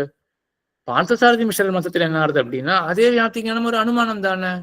அப்ப நம்ம தெரிஞ்ச விஷயத்திலேயே அனுமானம் பண்றோமே, அதை ஒரு உதாரணமா கொள்ளலாமே அப்படின்னு சொல்ற மாதிரி இருக்கு. என்ன மாமி, சரியா? நீங்க உங்களுடைய கருத்து அதுவா? சரிதான் சுவாமி, அதுதான் சொல்ல வந்தேன் சுவாமி. சரியா? ஆனா இங்க என்ன அப்படின்னா நம்ம ரெண்டு மதத்துல ஸ்விட்ச் பண்றோம் இல்லையா. சோ பார்த்தசாரதி மிஸ்ரர் மதத்துல பிரத்யக்ஷமே ஏற்படாது. அந்த மாதிரி எங்கெங்கெல்லாம் நெருப்போ எங்கெங்கெல்லாம் புகையோ அங்கெங்கெல்லாம் நெருப்பு அப்படின்ற பிரத்யக்ஷமே ஏற்படாது. ஸோ அந்த மாதிரி ஒருத்தருக்கு மானச பிரத்யட்சமாகவும் அந்த மாதிரி ஏற்படுறது, வியாப்தி ஞானம் அனுமானமாகவும் அப்படி ஏற்படுறதுன்னு சொல்லவே முடியாது. ஒண்ணு ஏது பார்த்தசாரதி மிஸ்ரர் சரியா சொன்னார் அப்படின்னா அந்த எங்கெங்கெல்லாம் புகையோ அங்கெங்கெல்லாம் நெருப்பு அப்படின்றது வெறும் அது வியாப்தி ஞானம், அது ஒரு அனுமானம் தான், அது பிரத்யட்சமாவே இருக்காது. இன்னொருத்தர் சொல்றது சரியா இருந்தது அப்படின்னா அப்ப வெறும் அது பிரத்யட்சமா தான் இருக்காது, அனுமானமாகவே இருக்காது. ஸோ இந்த மாதிரி விஷயங்கள் ஃபேன்ஸ் மாதிரி யோசிச்சு பாருங்களேன். இல்லாட்டி இந்த மேகமே வச்சுக்கோமே, வெளில பார்த்துட்டு இருக்கோம், மேகம் கண்ணுக்கு தெரியாது, பார்த்துட்டோம் ஏற்கனவே மேகத்தை, அதுக்கப்புறம் இடி இடிக்கிறது. ரங்கநாத சுவாமி. சுவாமி இந்த லாஸ்ட் லைன்ல ஏதாவது டைப்போ இருக்கா? அந்த பிராக்கெட் தேவையா? அது அதாவது அந்த லாஸ்ட் லைன் ரொம்ப முக்கியமானது, ஒன்றும் போகவே இல்லை.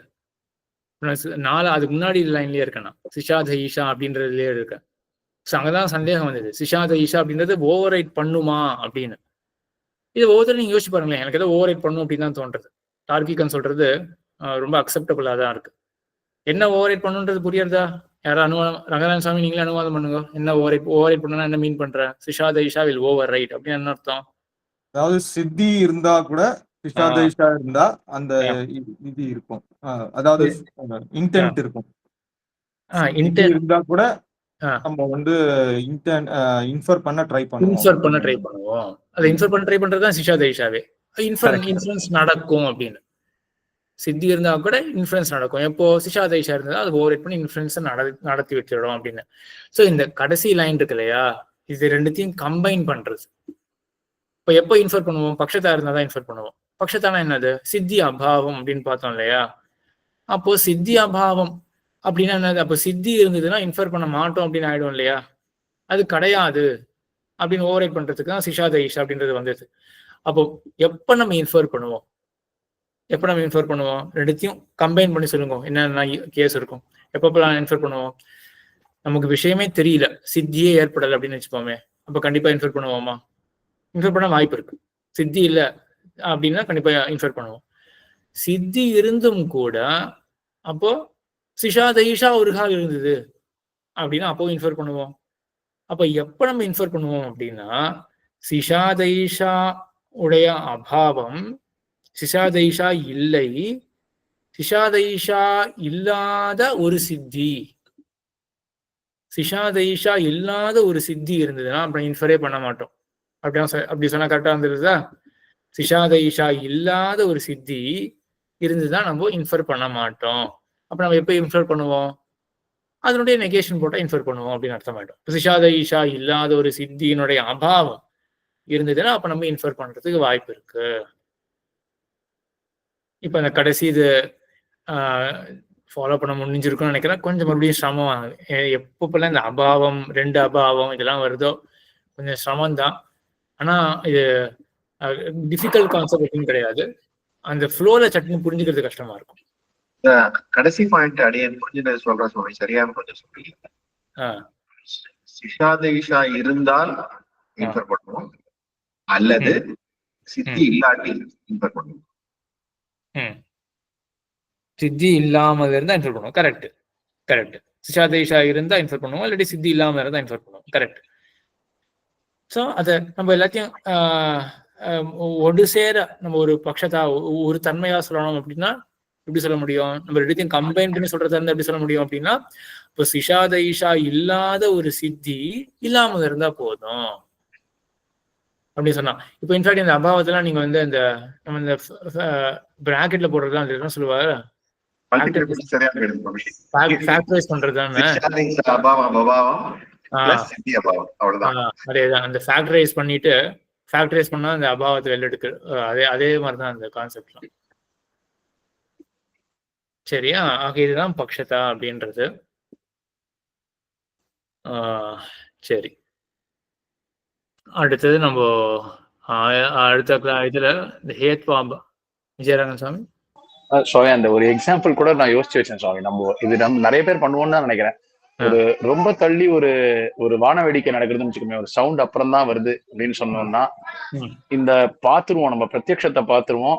அப்புறம் இது ஆகும், இது மாதிரி ஆகும்னு நம்ம ஏற்கனவே அனுமானிச்சிருப்போம், அது நடக்கும். அதையும் நம்ம இதை அப்படியே கிராஸ் வெரிஃபை பண்ணிப்போம் சுவாமி. எப்பவுமே அது மைண்ட் பண்ணும் அதை. ஆனா அது இதுக்கு சரியா இருக்குமான்னு தெரியல எனக்கு. அது பிரத்யக்ஷமா பாத்துருவோம், மறுபடியும் செட்டில் பண்ண மறுபடியும் மிஸ் பண்றீங்க. என்னன்னா இப்போ வான வேடிக்கையே பிரத்யக்ஷமா பாத்துட்டோம் இல்லையா, அப்புறம் நம்ம என்ன இன்ஃபர் பண்றோம்? என்ன இன்ஃபர் பண்றோம்? சவுண்ட் வந்து லைட்டோட ஸ்லோவா டிரான்ஸ்மிட் ஆகும்ன்றது இன்ஃபர் பண்ணுவோம். நமக்கு தெரியும் அது அப்படிதான் வரும்னு. அது சவுண்டையும் பார்ப்போம், லைட்டையும் பார்ப்போம். சவுண்ட் ஸ்லோவா வரும். கரெக்டா இருக்கு. ஆக்சுவலி இது நல்ல எக்ஸாம்பிளா இருக்கு. ஸோ அதாவது என்ன நம்ம பாக்குறோம்னா, எதை பத்தி நம்ம தெரிஞ்சுட்டு இருக்கோமோ அதையே இன்ஃபர் பண்றோமா அப்படின்றதுதான். இங்க ஆக்சுவலா விஜயராகவன் சாமி ரொம்ப ஒரு நல்ல உதாரணம் சொன்ன மாதிரிதான் இருக்கு. சரி, இப்ப வேற யாராவது சொல்ல முடியுமா? விஜயராகவன் சாமி சொன்ன இந்த உதாரணத்துல எதை நம்ம பார்த்திருக்கோமோ அதையே இன்ஃபர் பண்றோம் அப்படின்ற மாதிரி சொல்லலாம்னு நினைக்கிறேன். யாராவது கொஞ்சம் இது கடைசி உதாரணமா இருக்கட்டும், ஒரு 2 நிமிஷத்தை பத்தி யோசிப்போம்.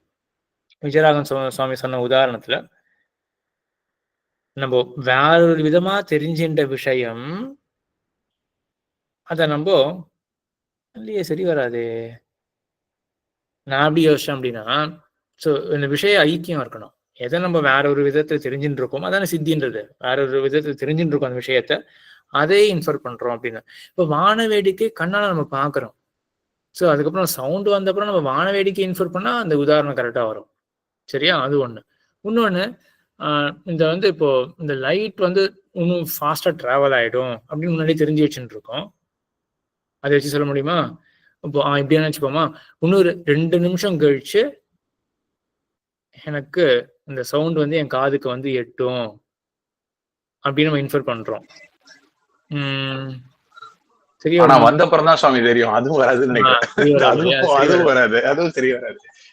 இல்ல அது என்னால யோசிக்க முடியல சுவாமி. அது க்ஷமிக்கணும். அது யோசிக்க முடியல. நான் அது யோசிச்சோம்னு நினைச்சோம். அதை யோசிக்க முடியல. என்ன கான்செப்ட் அப்படின்னா, ஏற்கனவே விஷயம் தெரிஞ்சிருத்து, அதையே நம்ம இன்ஃபர் பண்றோம் அப்படின்ற மாதிரி அந்த குரூப்ல அனுப்புங்களேன்.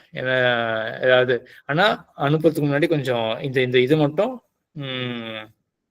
அந்த இன்ஃபர் பண்ற விஷயம், தெரிஞ்ச விஷயம் ரெண்டும் எக்ஸாக்ட்லி. இன்ஃபேக்ட் ஏன் குரூப்ல அனுப்பணும்? நான் அந்த இதுல ஃபார்ம்ல போடுறேனே, இதே அசைன்மெண்ட்டா இருக்கட்டும். இந்த வாரம் அந்த ஃபார்ம்ல இதை பத்தி யோசிப்போம். என்ன எக்ஸாம்பிள்ஸ் வருது அப்படின்னு பார்ப்போம்.